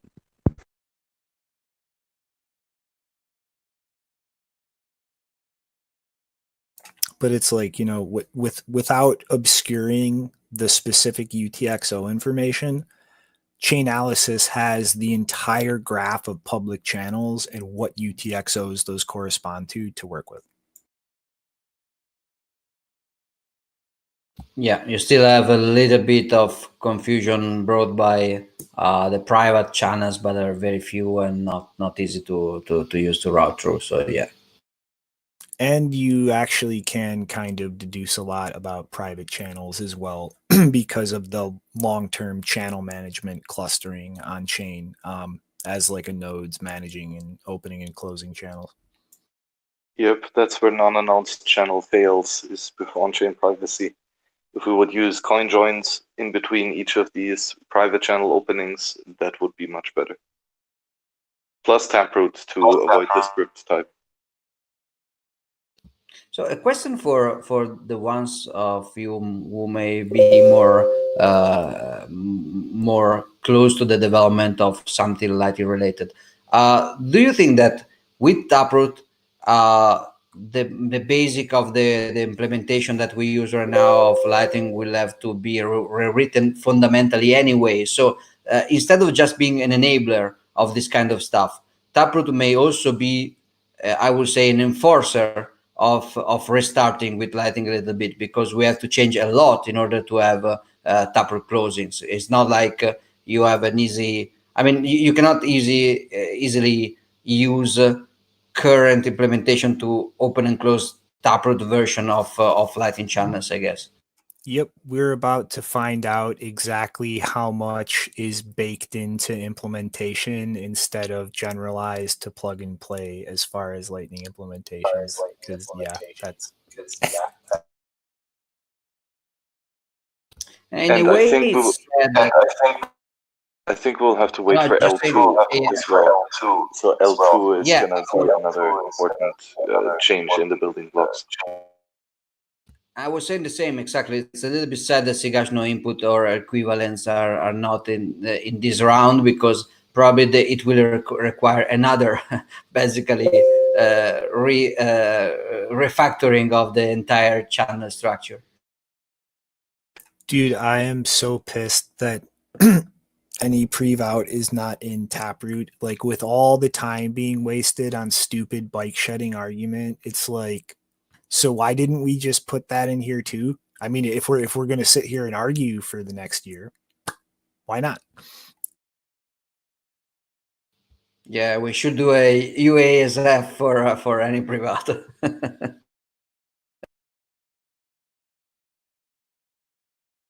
Operation Full Retard could do a second release.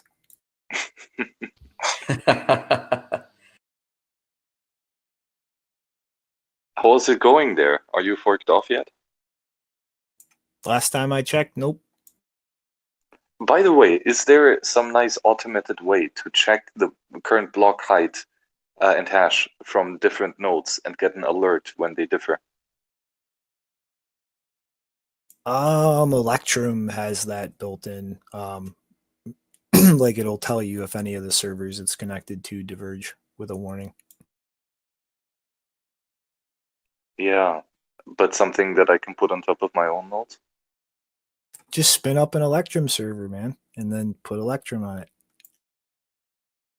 And yeah, and connect one Electrum client to both servers, and only those two servers. Yeah. No, you wouldn't need to connect to the server because it still does the SPV proof from multiple stuff in addition to the balance querying from the backend.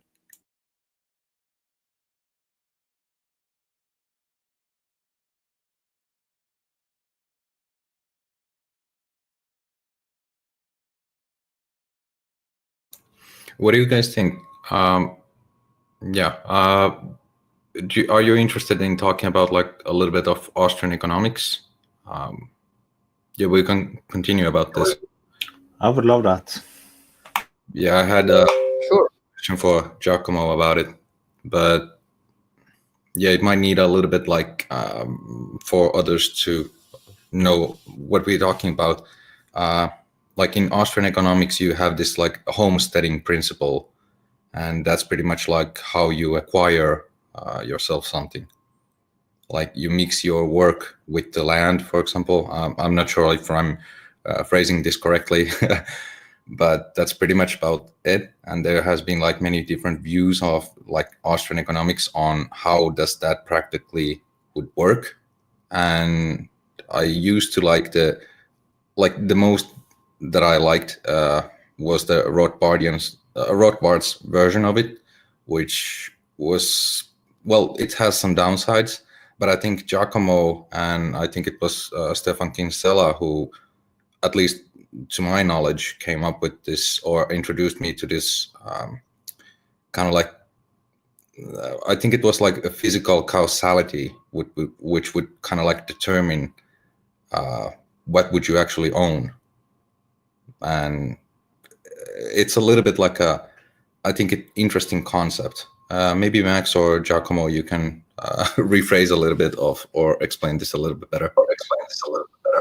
I would just like to try to separate a little bit Austrian economics from let's say libertarian ethics and anarcho-capitalist ethics, which are very, very close usually, because I think you may say in a fair way that I mean, Austrian economics is a direction, a family of Austrian thinkers. We started in Austria with Menger and Baumbacher, and then Mises and Hayek, and and then Rothbard, and then lately maybe Hoppe and Kinsella himself. And you may say that this is the natural economic framework for a libertarian ethic theory.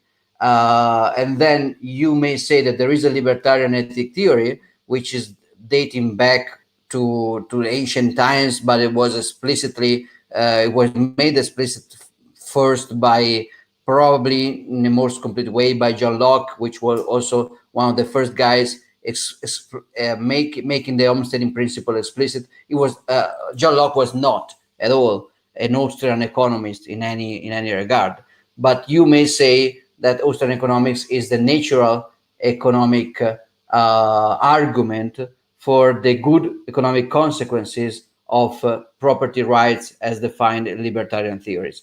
Then you have a few guys, especially later on, like after Mises, which you can probably call an uncap in some ways, because, well, this is a little bit complex, but Mises was basically, Mises believed that you need a state, but the state must, in order to be legitimate, it must concede individual secession. So if you want to secede from a state with your own property, you can. Otherwise, the state is not legitimate anymore, which is basically, it's another way to get to the same conclusions of Rothbard about nations by consent and private security companies and stuff like that. So you can say that Mises and Rothbard and Hoppe and Kinsella are libertarians and Austrian economists, while many Austrian economists are not libertarian, like Hayek himself is not, and Menger was certainly not, and especially the first Austrian economists were basically not. And the other way around, you can find many libertarians and UNCAPs which are maybe not convinced by some of the core assumption of the Austrian insight into economic theory. So just a very quick. I try to summarize a little bit the insights of Austrian school of economics. Is basically about the first one is about marginal utility, and it's about marginalism. So the fact that demand and supply interact in a way which is based on so let's try to frame it in a simplified way like this. Instead of the labor theory of value by people like Adam Smith, you have the explicit theory that the value is coming from interaction of demand and supply curves, with this insight about marginal utility going down when you increase your consuming.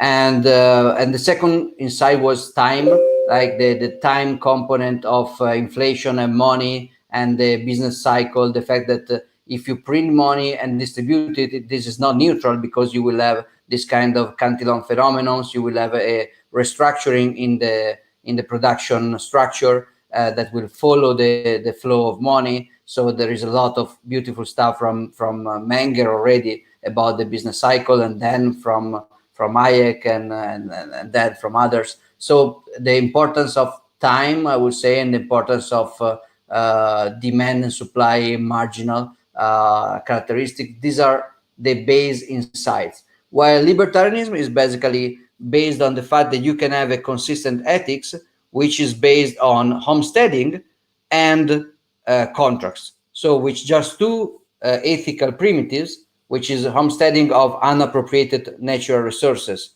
and respect of mutual agreements, you can have a more just and or a more effective society based on the fact that you are more like a consequentialist, which is the latter case.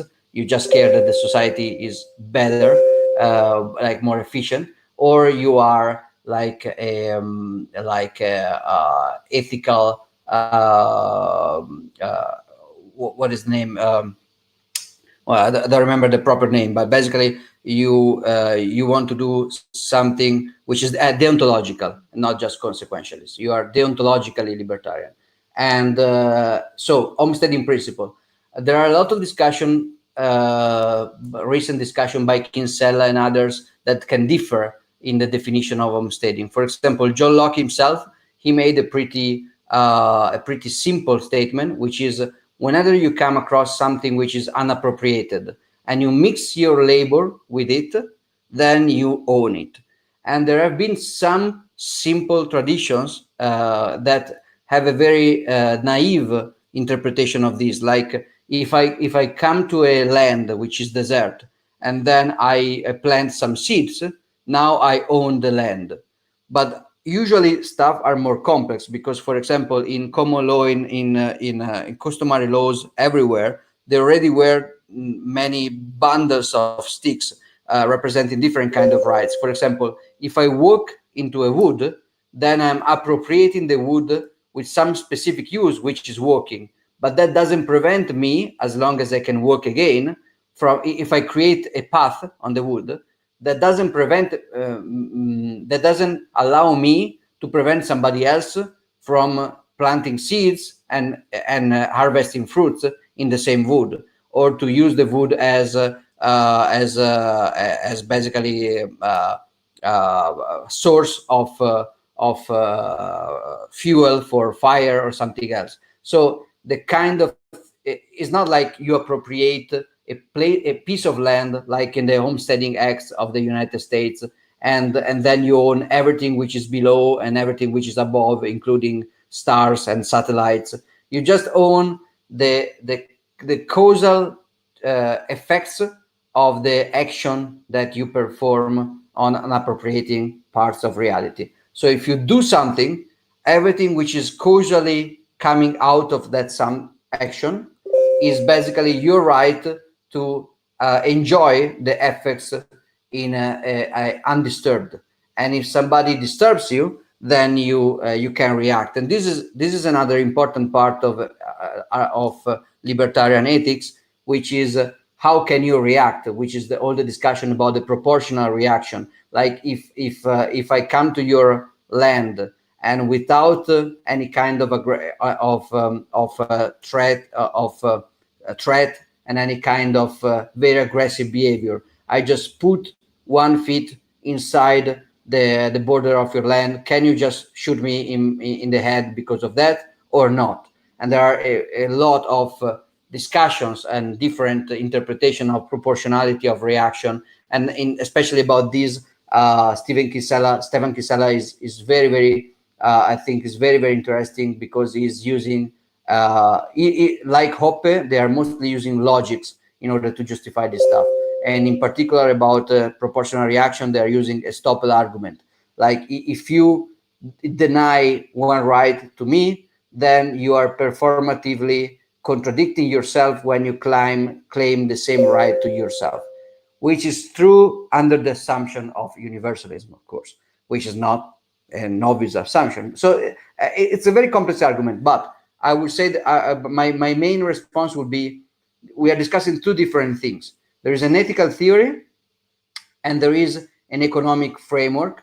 The economic framework is natural for the ethical theory and vice versa, but they are not the same thing. And you can have an Austrian economist which is not a Rothbardian libertarian, and you can have an anarcho-capitalist which is not Austrian at all, like many classical liberals, like even Bastiat. I mean, it doesn't make sense to say that Bastiat was Austrian, but he was clearly ANCAP libertarian. And so you have a lot of different flavors. But I think that the Austrian economics was basically successful at the end. It was until the second part of the 20th century. There was until the 70s. There was basically great part of the, as far as I know, I'm not an economist myself, but great part of the mainstream academic consensus was incorporating most of the theses of Menger and von Bakker and Hayek, and even Hayek and even Mises in a way. And while ethical libertarianism was mostly always rejected, and the ethical part of the modern academic consensus never really made Rothbard mainstream, especially outside the United States. But Austrian economics was becoming more and more mainstream. It changed back kind of recently, a few decades ago, when there was a recrudescence. There was basically it was basically a renaissance of Keynesian bullshit all the way around everywhere, basically. So yeah, very, very long answer, but it was just to separate the two topics that you mentioned. Yeah, I think that's a really good thing that you did. Yeah, good points.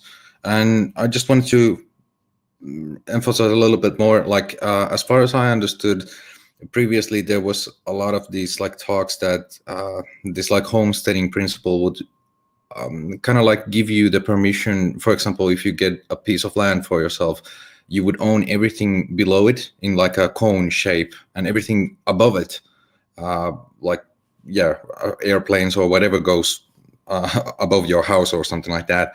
But I think it was like a Rothbard who actually argued that you don't own any of the air or the ground below you because you are not using it.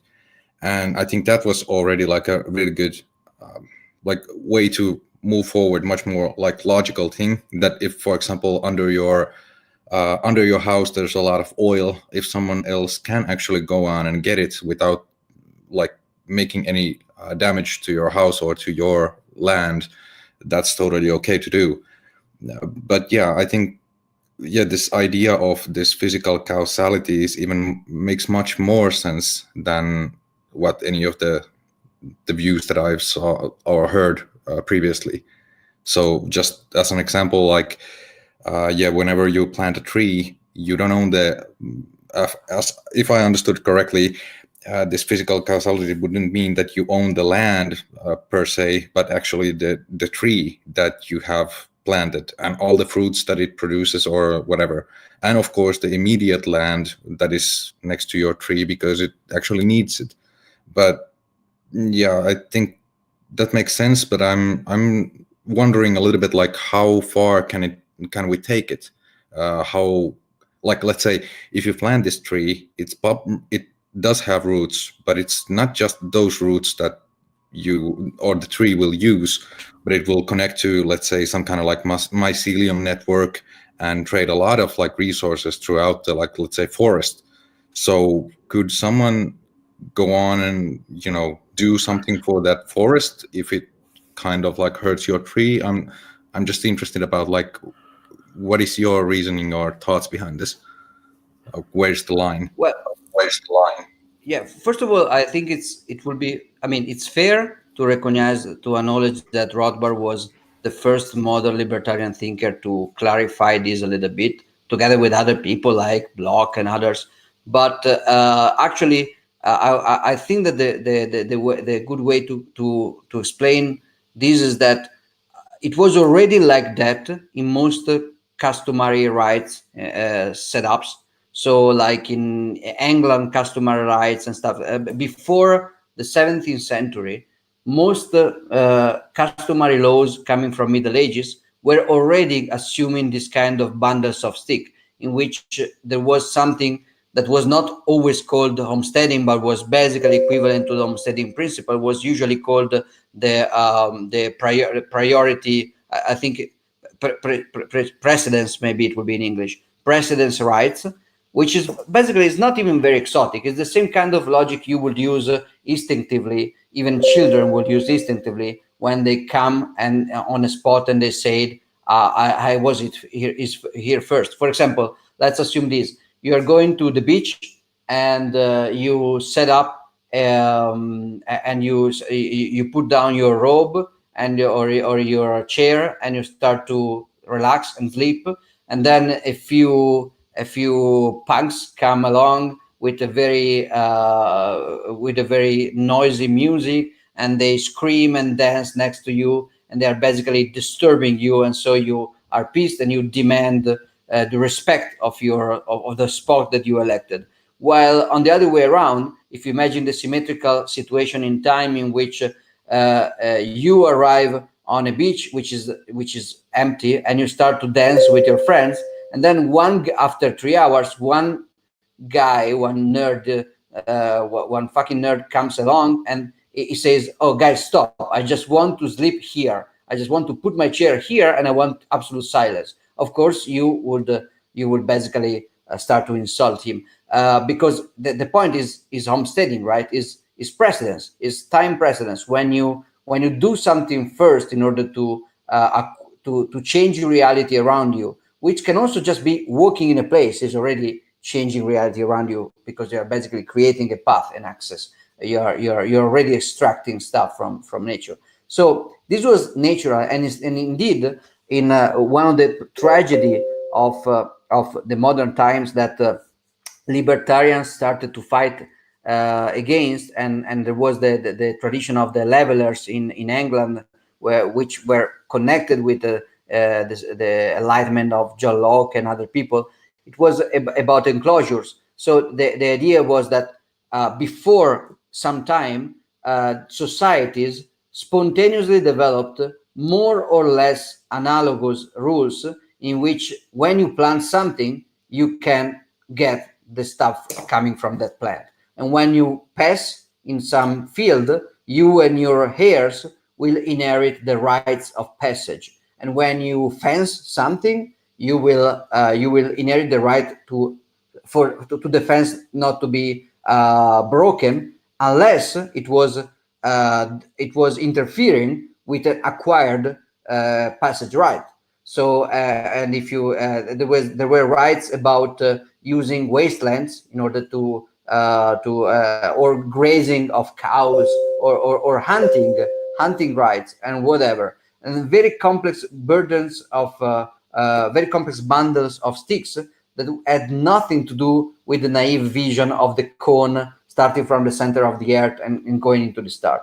Then the UK government, that was actually one of the first super nation states, because after the Henry VIII Reformation, the English crown confiscated all the Catholic monasteries and stuff like that. So they became overnight the hugest owner, or at least the hugest claimant to land property in the known world.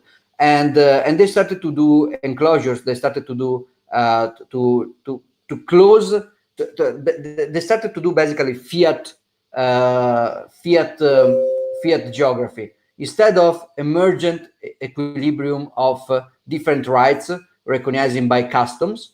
A single bureaucrat of the English crown will just assess and assign territories with this notion of the center of the earth until the stars, cone, whatever is underground, which especially destroyed any kind of more soft and more nuanced rights, like passage rights for the cattle and wasteland use, and so entire families were basically disrupted by this situation, because they could not, after generation and generations, they could not anymore get wood on this place, or gaze their cattle on this other place, or just pass through the path that their ancestors passed through for generations, because there was this kind of political centralized redefinition of property right by state bureaucrats for the first time in England. And this basically went on in the Homesteading Act of the United States, where they were basically the frontiermen, the colons, claiming lands in the United States, and the federal government was basically using this kind of English super naive version. And then Rothbard got back to a more traditional, more natural, in a way, more spontaneous definition of property rights. That he didn't invent that definition. He just got back to that definition, which was already typical of customary rights basically everywhere. And of course, what I would say is that not only it scales pretty well, way better than the cone theory, for example, because otherwise you cannot have oil extraction or planes or satellites, or even like space colonization. You cannot have that, because at some point Mars will be up, just straight up your home, and then you will have to, you will be able to claim the mansion of Elon Musk on Mars, which would be problematic. But even if you think about the discovery of electromagnetic waves and electromagnetic communication, well, that pretty much destroys the cone vision.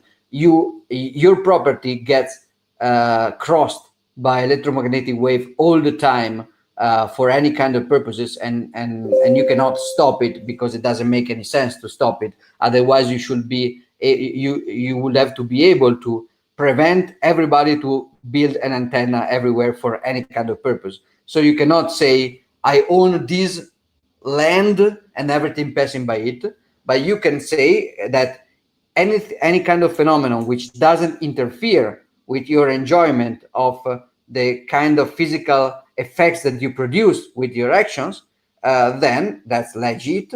And if it interferes, then you can legitimately claim a refund, which is proportional to interference. Of course, now there's the point of the determination of proportionality, which is not trivial, but it's very straightforward in this way. Even smell. Smell is basically, I creating something in reality which will affect you, and you were here first, and I'm coming here later. So I cannot build something smelly next to your home because you were here first. But you can create something smelly, and I cannot come here to pretend to create something which is safe from smell next to you because you were here first.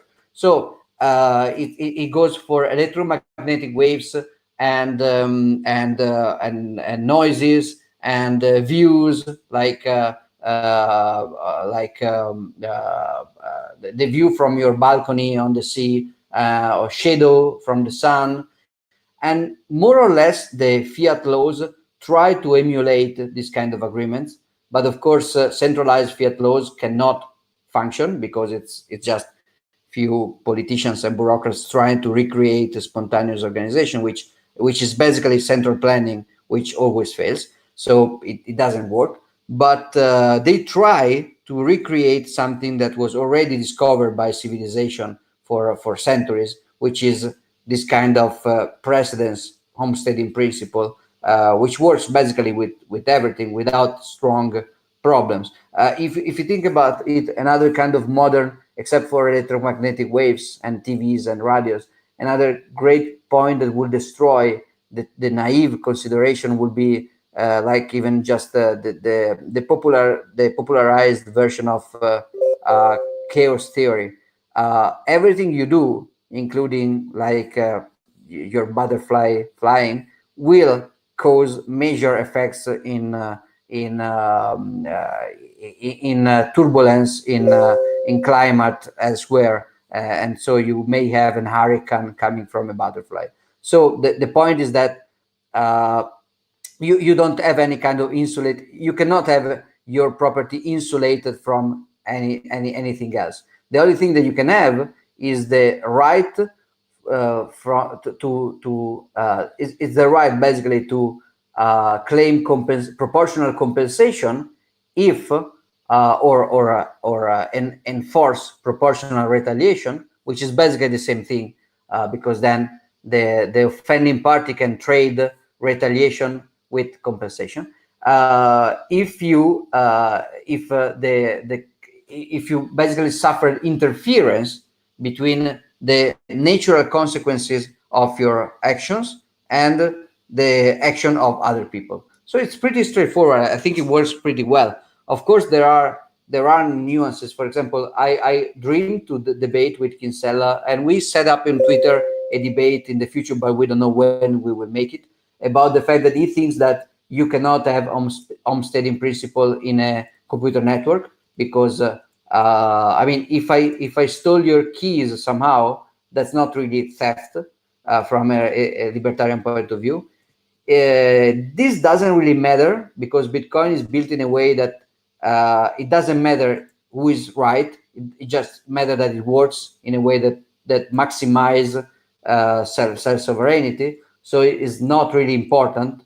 But I think it is interesting to Stefan Kinsella has this strong distinction between physical matter and information, and he says that you can have property rights in physical stuff, but not in information. And I'm skeptical about this distinction because as a amateur physicist, I don't think there is any fundamental distinction between information and physical stuff, like in a Wheeler setup, it from bit.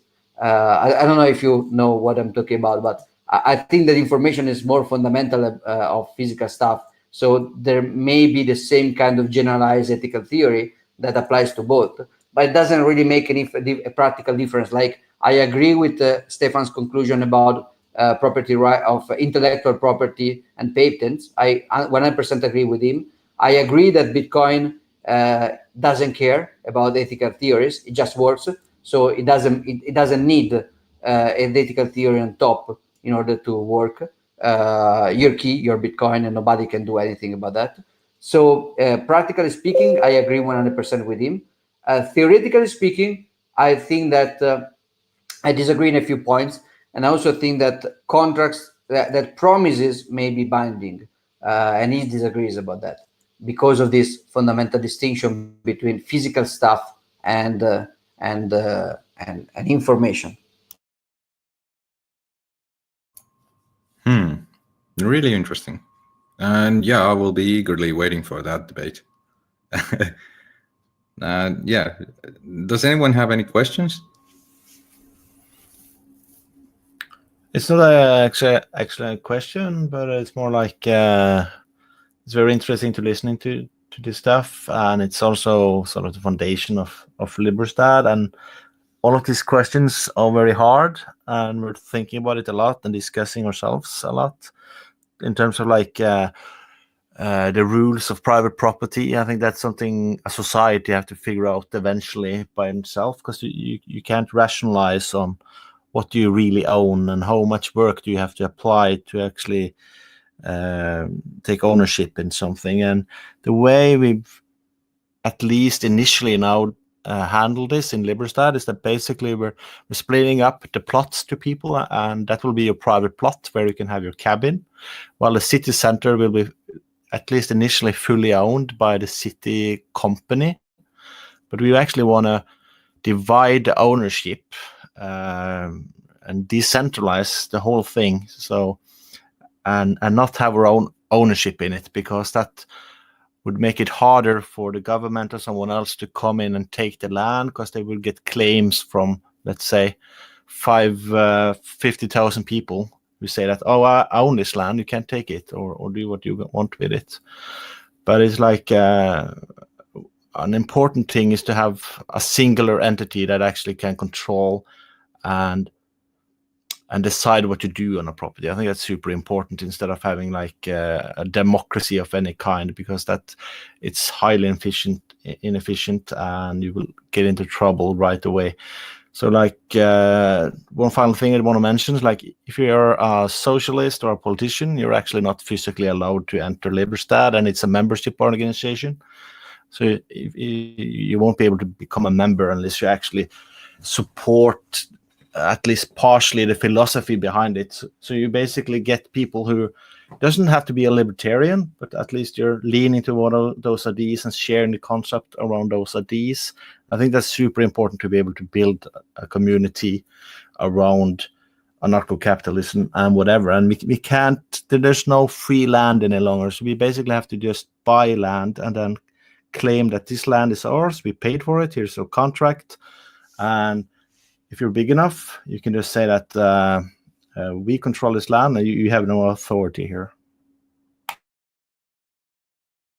Well, I think it's important to distinguish two couple of concepts. The first is the distinction between what is legit from a property rights point of view and what is smart from a strategic point of view. So, of course, all kind of setup among consenting parties which are appropriating unappropriated resources are legit from a property rights point of view, including one guy owning everything and then renting out, like the libertarian dictator of the mental experiment, or a democracy, meaning like a shareholder meeting of people voting with different weights. So a weighted democracy of owners, it's something that can be used and can work. Like they use it in monasteries, they use it on some pirate communes, they use it in some, I mean, it can work maybe at some scale. And complete decentralization of independent lumberjacks and trappers just staying on their specific ranch can work as well. So you can have different legit configurations. And of course, the nation state coming and taking your money with force is not legit, but everything else is basically legit. But then only a few of these configurations are also strategically smart. And maybe you can say, as you just said, in theory, we can have, everybody can have their own land, but in practice, it's better if we just set up a central owner, because you always have the same trade-off, right? Decentralization is anti-fragile but inefficient, and centralization is fragile but efficient. And short-term, you want efficiency, because without efficiency you cannot really start anything. So short-term, you need some kind of centralization to bootstrap stuff. Even Bitcoin will not exist without Satoshi Nakamoto. If you wait for spontaneous order to make up a Bitcoin without some guy taking responsibility to start something centralized, nothing will come out of spontaneous interaction without individual agency. So you need a Satoshi to start a Bitcoin, and then eventually you can get rid of it, or he can get rid of himself. But the complete decentralization is inefficient. As you said, when you need to face a common adversarial like the government coming in, you probably need strong coordination. But if it is too strong, then you have a single point of failure, and you will resist better. But when you fail, everything will fail with you. While if you have everyone for himself, you will not resist at all. But you will be, but you will not, but you will mostly not resist. But the single pieces resisting will resist for a very long time. So you have this trade-off between efficiency and anti-fragility, I would say, yeah. And the second distinction is basically between I mean, what actually is your hidden goal and your overt and covert goal, basically. Again, as I said before, if you go for the overt libertarian anarcho-capitalist society, it's legit, it's also noble, but it may be strategically silly, because then you're basically giving too much information to your counterparty. I think it's on the other side, if you go completely covert and you just pretend you are guys doing stuff, maybe you will not make very clear the purposes, so you will basically let in a lot of people with conflicting ideas, and then you will have problems. So these are two trade-offs. You have to stay in between. Too much centralized is a problem. Too much decentralized, nothing works. Too much overt, you are a target immediately, and they will just stop you immediately. As soon as you become relevant and overt, they will stop an anarcho-capitalist society from working, because it isn't acceptable. And if you're too covert, you can become compromised over time, because you're compromising your ideas. So it's very delicate. Very good points. And I think just, I've been wondering if we would have been able to like try out all of these different things freely throughout the history. Like, in my opinion, the better we have different kind of options, the more different results we get, and the more we get data, and hence we can make better decisions. But it would be interesting to, like, just to even think about it, like if we would have had the possibility to create all these kind of different societies with different kind of rules, with different kind of like homesteading, if we would have come into already better conclusions, or if we already would have much better data of what to do. I don't think that kind of thing will ever be practical. Like, in my mind, the entire issue of rights is utterly arbitrary, but completely based on how long are you liable for the consequences of something. Like, you do something that ripples forever with further consequences, that adds causal links to your initial action causing other things. And the entire debate is entirely around how many causal hops, how long. And that entire fundamental dynamic in human history, it shifts when people are capable, when they're self-sufficient. They want them as short as possible, as few hops, as little time. But the more fucked up shit gets, the more incapable of sustaining themselves or being self-sufficient, the longer people want that time window to be, where people are responsible for something, the more causal hops. And right now, the world is turning into a really fucked up place. So how do you think most people in the world are going to approach that debate of what are rights? Where do they start and stop? So I very much agree with Kinsella and hope that rights, if they have a meaning, if they have an objective meaning, so an intersubjective meaning at all, are basically grounded in logics, which is not very. I mean, your discussion of causal links is basically, in my opinion, the very foundation of everything which is related with the property rights and homesteading principle and so on. It's just an application of logics. If so, either there is something right and something wrong or not. If you take the morally relativistic position that there is nothing right or wrong, then that's a legit position. But then every kind of discussion is already over. It's just a matter of power. I'm not saying that at all. I'm not saying that at all.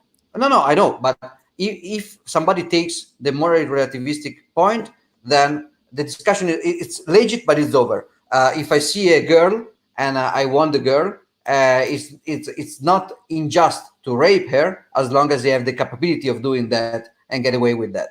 If I can do it and get away, then it's just for me to do it by definition. If instead you came to the position that there is an objective right and wrong, and somebody powerful can do something wrong but still be wrong, then you can start to argue.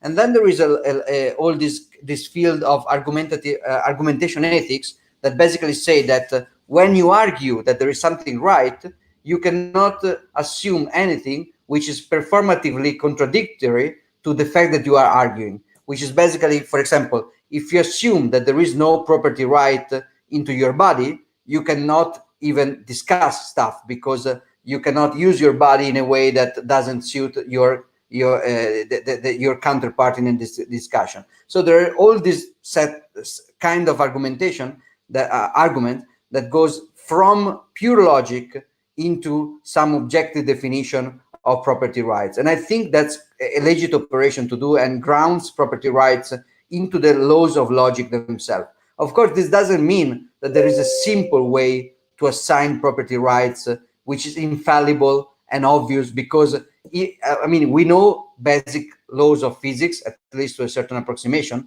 but that doesn't mean that we can easily reconstruct, starting from the Schrödinger equation, the movement of molecule in my glass of water. We can't, because just too much stuff going on there. We know a good approximation of the basic laws, and we know and we know that chemistry comes from quantum field theory, basically from quantum electrodynamics. We know that with good approximation, but we know that hydrodynamics inside my glass of water comes from chemistry. But I cannot really use this principle to settle every kind of question. There is still margin for a mistake. That's kind of my point, though, Giacomo, is you're ignoring the entire variable of time horizon. Like you say, if you walk up to somebody and shoot them in the face, you did something wrong, you're going to get punished for that. That was wrong. And I would agree with that. But somebody else who's going to plug in a different variable in that time horizon, or a different variable in how many causal hops you have to be responsible for, and they're going to go, you driving your car around the city all day is creating smog. And even though you, the single driver doing that, isn't the reason that I have fucking lung cancer, you're partially responsible. And it's entirely about that variable of time horizon that people define rights and view them. And you will never get consensus on that globally. You will never, in my opinion, see this proliferation of smaller independent areas except on the edges of bigger ones, because the world is getting fucked up. And it's getting harder and harder to take care of yourself. So more and more people are going to fill in longer time horizons in that equation of what is a right. I think there are 2 points that you're making. One is that the majority of people, especially now, will not accept this kind of ethical framework. And I agree with that. It's independent from the fact that the ethical framework is right or wrong, is logical or is logically consistent or not. It's just that it's not very fashionable right now to think about property rights. What I'm saying is they're going to plug a different variable into that framework than you or I would. So yeah, this was what I will have said as the second point packed in your objection. I think this second one is more realistic, but I don't think it would boil down to the same. So I think that a society where there is, of course, not universal, but overwhelming acceptance of logically defined property rights, will still have a lot of margin for conflict and political conflicts and theory like yeah, I'm shooting you, but because you gave me cancer, and I mean, think about COVID stuff. Okay, I mean, you are not wearing a mask, so you are killing me, and then we have to argue about actual probability of. I mean, of course, if I come to you and I shoot you with a gun, I'm basically trespassing your school. If I have a gun with I'm playing Russian roulette, I have one bullet in a revolver of 6 places and I shoot, I'm basically trespassing with 1/6 of probability, which is probably still enough for you to try to kill me in response. But if I have 1 millions of guns with just one bullet, then the probability is basically getting closer to probably driving the car and risking that I can have a seizure while I drive, and so I will kill you. And so you should be able to kill me whenever I drive a car. So the more complex this, and then you go to the flu, because I can kill you with the flu or with the cold. It's unlikely but possible, and I can kill you with coronavirus and SARS-CoV-2, of course. So the more complex the situation, the more you open again. Even if almost everybody accepts the framework that we were discussing, there's still room for conflict and political disagreement. I disagree that it will be the same as today. Today, the postmodern ethical relativism and collectivist mythology we are in is something that allows complete craziness, like incredible claims, like for the color of your skin, I'm going to kill you, which is not the same as having room for some kind of very, very far-fetched, complex claims of cause and effect inside a rational framework. So I get your point. It's not the end. It's not the end of history. It's not the end of conflicts. But I think it will be more local conflicts. For example, in a property rights setup, the debate about the fence that we have will mostly be about the fence. You will have to prove that the seed they planted about the fence, but my father, he basically stopped the wind from flowing, and so he didn't allow your seed to move. But it's ambiguous. There can be mistakes. There can be abuses, and we will probably need a jury of our peers to judge some kind of third party. So we will probably need bigger organizations in order to solve this kind of conflicts. I agree with you, but it's still different from the current kind of prevalent ethical relativism or collectivism, in which the point is not about defense anymore. The one who decides what defense must be is politicians in Washington D.C. because of democracy. This is complete. Right here, Giacomo. I think that you wildly misunderstand how a lot of people you would call postmodernist ethical relativists actually see this. They don't see that as just relative to whatever. They're extending those time horizons backwards and forwards. And if you really think about humanity in our entire history, it has been a long story of us constantly trying to lengthen in way more ways than just thinking about rights, the time horizons that we think in and concern ourselves with. Like that, I would argue, is a historical trend of this species through our whole history. And so, like, the kind of, like, my entire thinking on this whole subject matter is looking through that lens.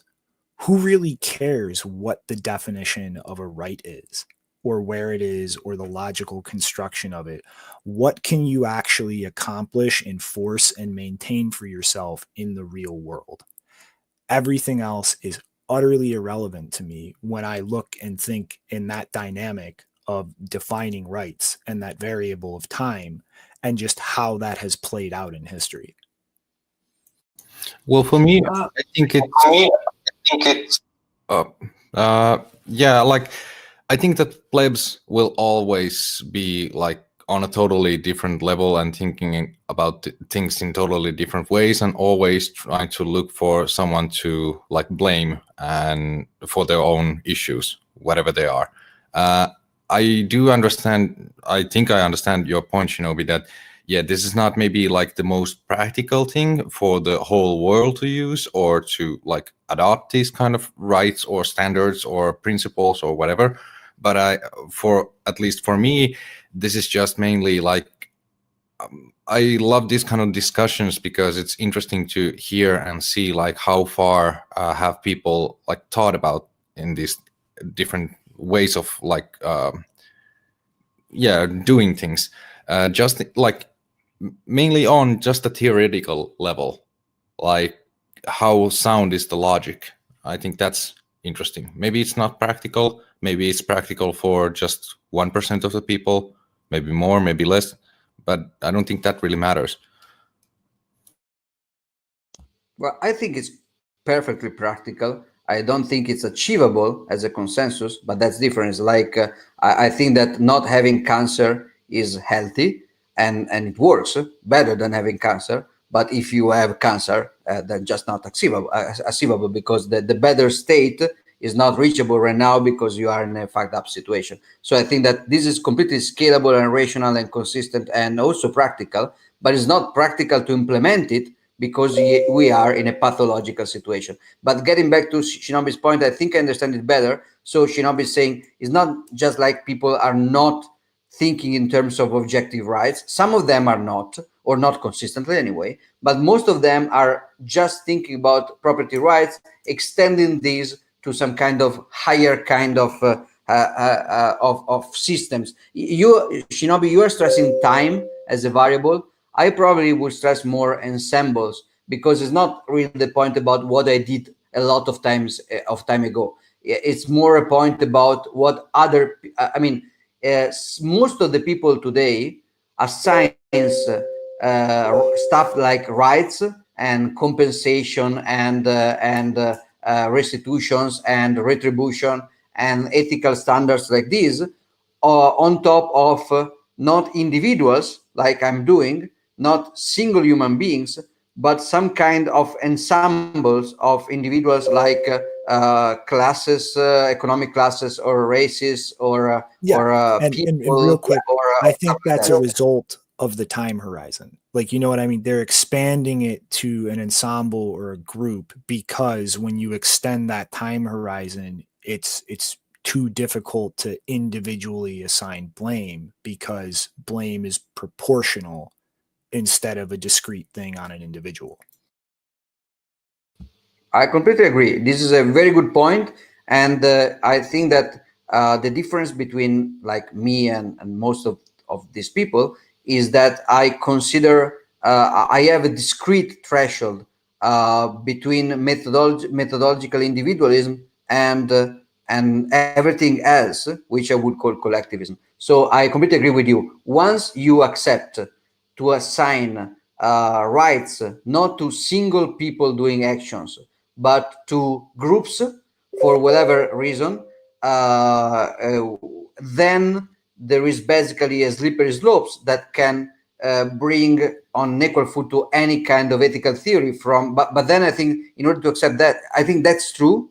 But then there is no real difference within this framework between the typical liberal democrat of today and the committed Nazi of the 30s. They are just slightly different application of the same basic framework, which is collectivism. So the rights of some kind of ensemble can overcome the rights of an individual. And when you accept that, if the rights of the ensemble are democracy, then it's okay to shot a lady entering the Capitol palace because she was against democracy.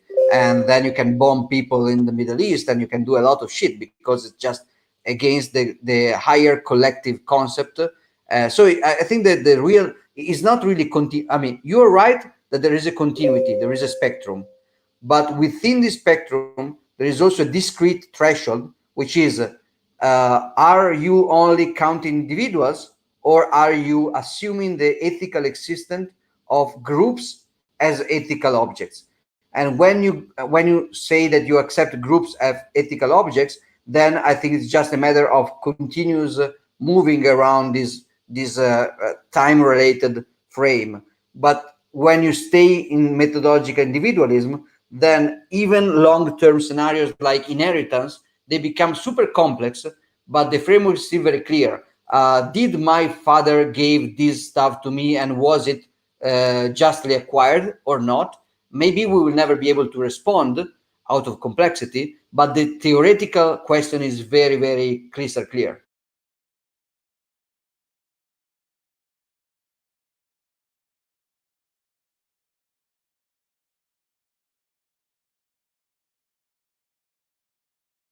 And this is also the first discussion between me and Shinobi in which I don't call him a communist, basically. So good job. You know, this is the things that I really like about Bitcoiners, and even about like the old Austrians, that they were actually able to have these like reasonable discussions about different opinions and not just throwing shit at each other. Oh, we also shit at each other. For example, if you do this on Twitter, there is not enough bandwidth to use this kind of nuances, and so we just insult each other, and that's all. Yeah, but that's okay. That's understandable. By the way, I just wanted to also hear, Giacomo, like, what are your thoughts, if you have any insights about a situation like, for example, let's say that I acquire a property for like by homesteading or by buying it from someone else, like in this Austrian perspective, or like this moral perspective. If I, for example, go for a work trip or something like that for, let's say, a week, or maybe like for half a year, 10 years, when does this old property of mine become, or again, homesteadable? I don't think there's a definite answer, but just your thoughts. Super difficult. I don't think there is this is basically uso capione in Latin laws, and in most customary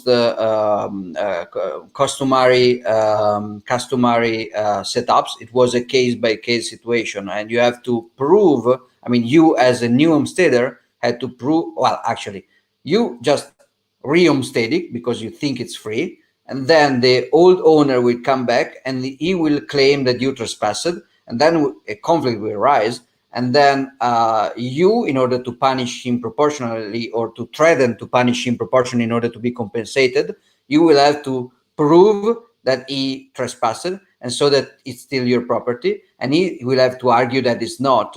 And usually in customary rights, there was the concept of abandoned property, so a property in which the original appropriator could not or didn't want to keep using it. And the burden of the proof is usually on the new occupant, and it's case by case. There is not a single generalized response. If you think about that, it also goes in many bioethical stuff like organ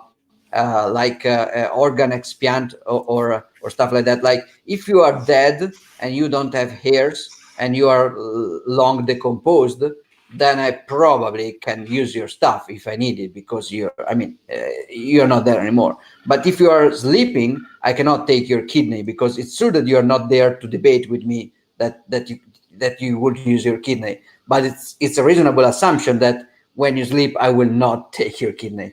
So the point is in between. Where's the threshold?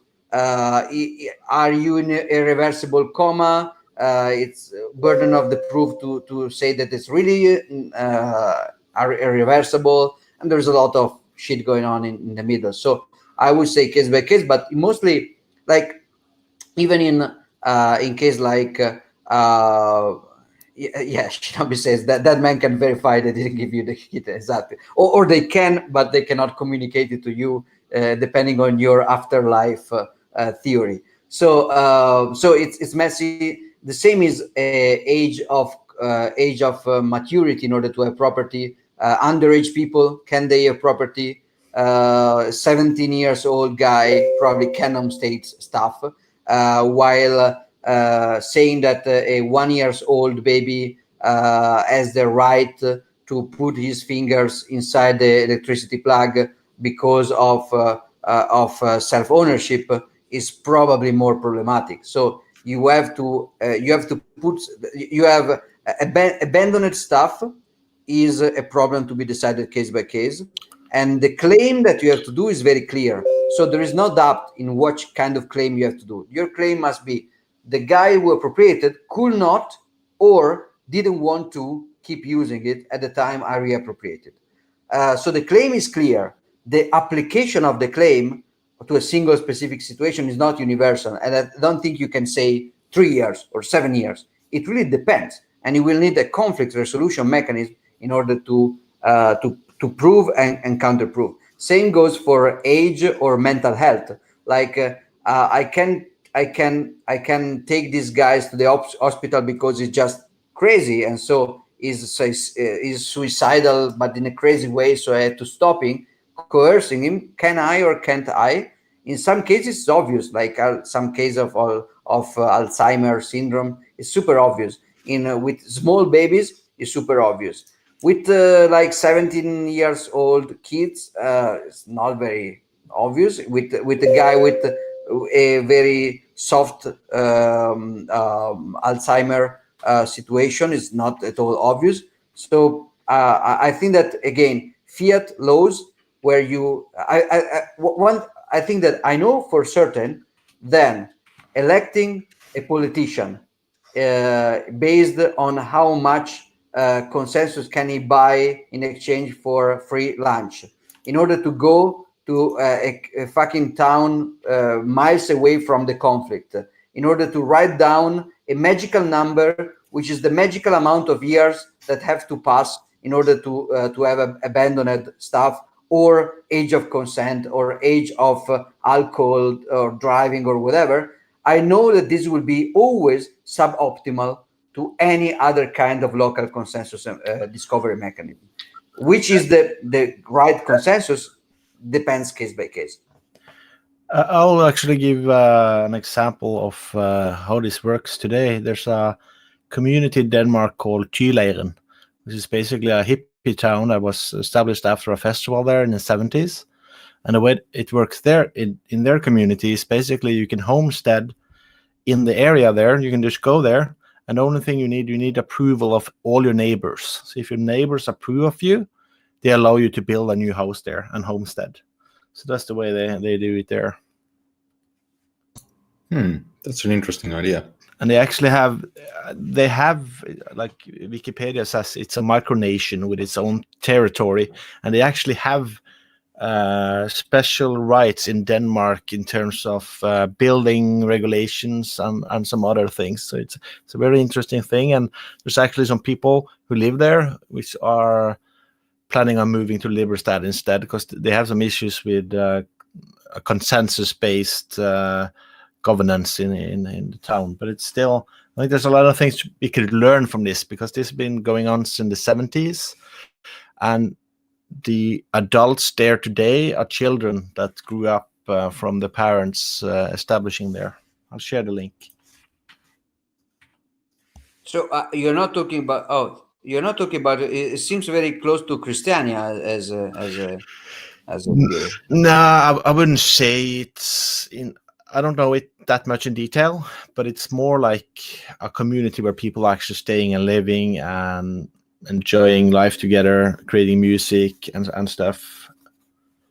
And it's a very different area compared to Christiania.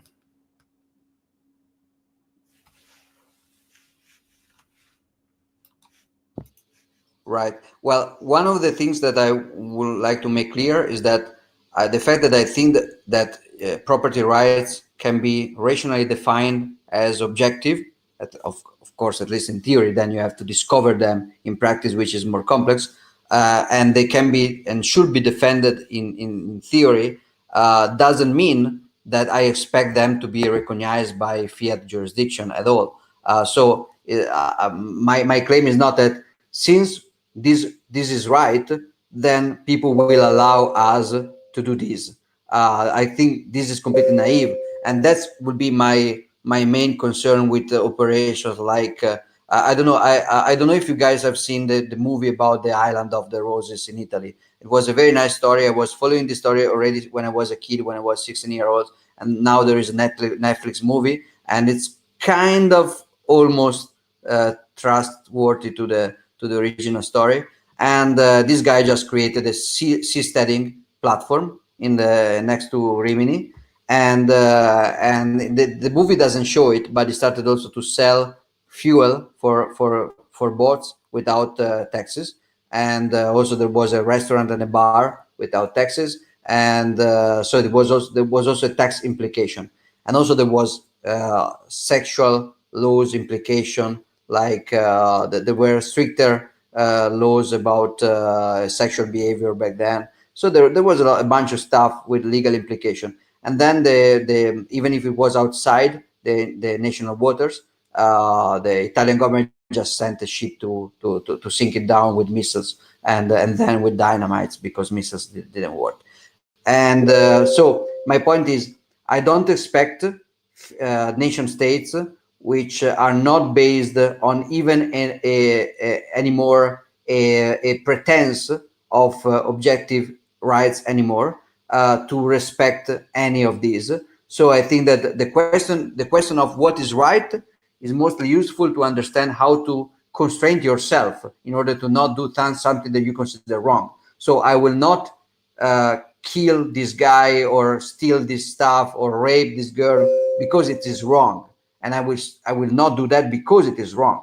But it doesn't mean that I expect people around me not to do it because it's wrong. So I have to build tools and strategies to prevent people from doing it, because most of the people will try to do it, even if I prove logically that is wrong, they will still try to do it. So I will not only will not rely on objective rights to protect me, I will not even talk too much. I mean, personally, I do because I'm stupid. But I will not suggest people to be super overt about the right that they have. But I would suggest them to be more sneaky and to just claim stuff by doing and building tools and using tools. Let's say like this. I talk about Bitcoin a lot, but what is smart is just shutting up about Bitcoin and protecting it and avoiding KYC and mixing it and keep it safe in a good cold storage, not talking about them. So the fact that rights are universal and objective doesn't mean that you should spend your life claiming rights, expecting other people, especially now, to follow them, because any kind of pretense of respect of universal laws is completely gone since I would say since the 80s or the 70s. Probably after World War II, there was a little bit of pretense of objective jus naturalistic human rights definition, but now there is not anymore. And especially in 2020 and 2021, everything the governments are doing is not just immoral, it's already aware, but it's also, strictly speaking, legal, and nobody just cares. I mean, constitutions are completely overcome. There is no way you can appeal to the constitution to defend yourself. It's absolutely, it's toilet paper. It's already was in theory, but now it's treated as such by every single law in every single country, I can say. And exceptions, I don't think they are relevant and sustainable. So I will rather go with an agorist approach, like you have this right, but don't just claim it speaking. You have to claim it by building and using weapons and tools to take it.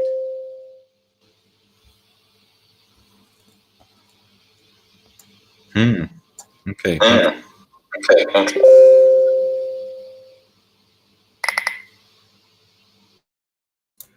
Yeah, Giacomo, I think you would be a good judge on this private company, like private legal company of a citadel. Great. I have a job for the future. Nice. You're going to get a competition, though. That's important to have different institutions of law that can people can subscribe to and have agreements with. Yeah, and also in when you want to when you need decentralization as a not as a principle, but as a tool to resist to powerful adversaries, then you have to restrain yourself. I mean, even if you create the perfect community, probably you want to break it down to different competing communities. You want to keep it small, basically, because even if you can legitimately build something big, the chances for you to be either attacked or corrupted when you become big are very very high. Like, I think this is the problem with the typical Randian idea of super huge businessman and entrepreneur, like the Ayn Rand hero, so the John Galt.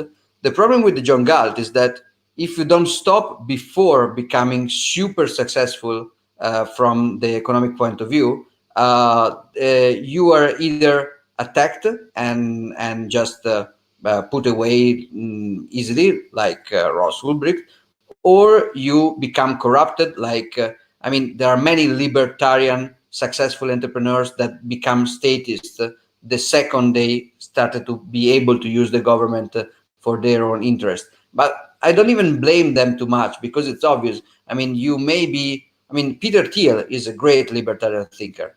But the first second he had the power to the opportunity to use government violence to steal other people's property out of something out of the problem of reputation attacks, so acting outside property rights, he did. And the same goes for basically everybody. I mean, Elon Musk is a cool guy, but he's too big to stay consistent with principle. And eventually, maybe Zuckerberg started off as a communist bastard, but even if you don't start off like that, when you are very big, you end up like that. This is not a problem of legitimacy. It is legitimate to become Jeff Bezos.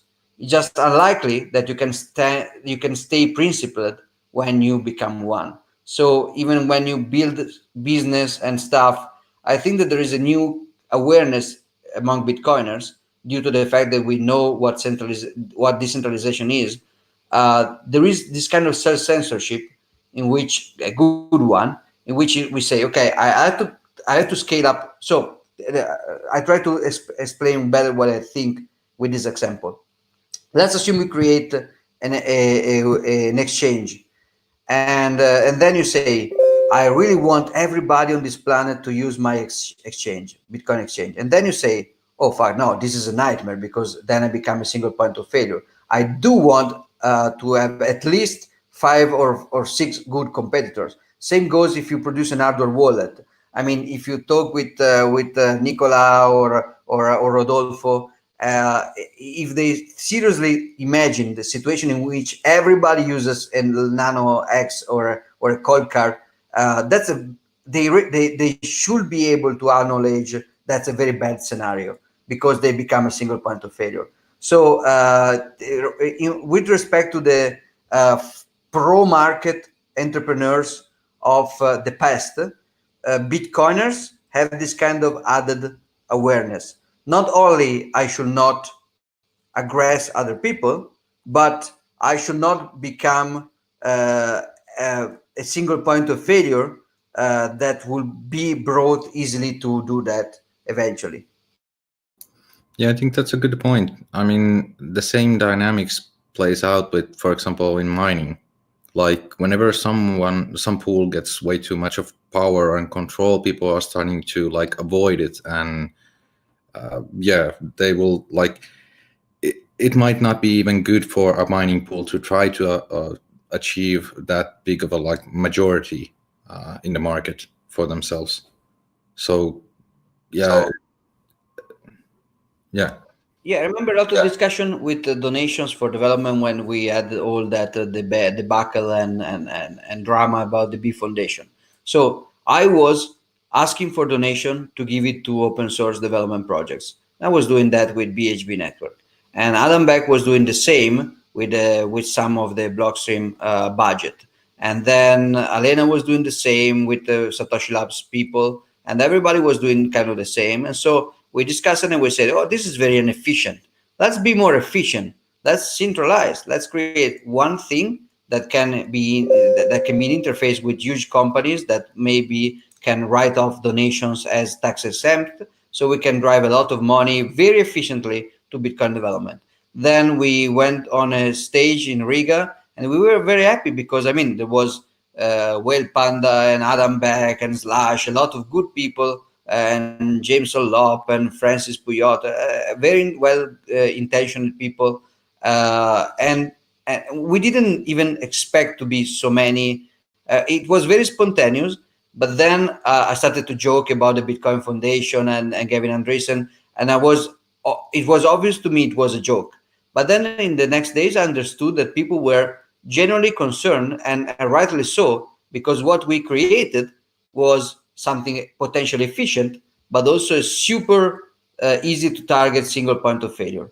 And so basically we basically dismantled it. And critics were right. Some of the people on the stage with me didn't understand the criticism. They thought it was like personal or questioning the good faith, but it was not that. It was not questioning the good faith. It was questioning the fact that it was too much famous people on the same stage asking for money to contribute to the development. Right now, like we had this mythology of Blockstream conspiracy theories, and I mean, most people in Blockstream, some people in Blockstream understood that there was a real problem, even if there was not a real conspiracy inside Blockstream. And same goes with Chain Collapse, of course. And now with Brink, I mean, there is risk if tomorrow. I mean, if in 1 year Newberry is the new Andreessen, we have a single point of failure, which is completely unrelated with the good faith or the good intentions of one guy or the other. So yeah, we have the same, and I personally have seen the same with the B situation.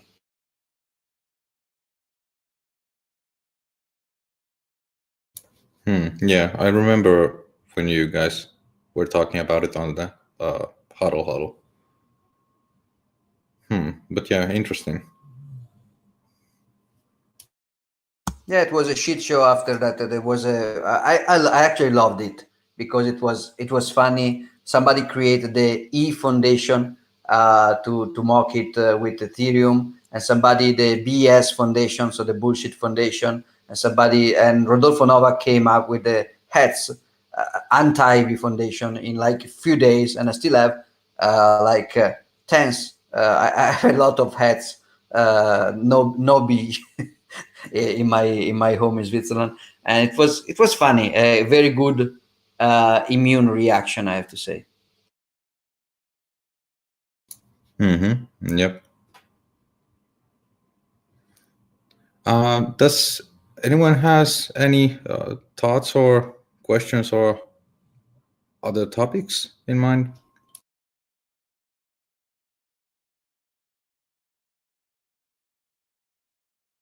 I was just thinking that now we have been on this call for 4.5 hours. I think we have a stream for 3 hours, and yeah. Yeah, I think it may be enough. All right. Yeah, I will end the stream, and yeah, thanks for everyone who's watching. Thanks for everyone who participated in this call. And yeah, I'll just shut the stream.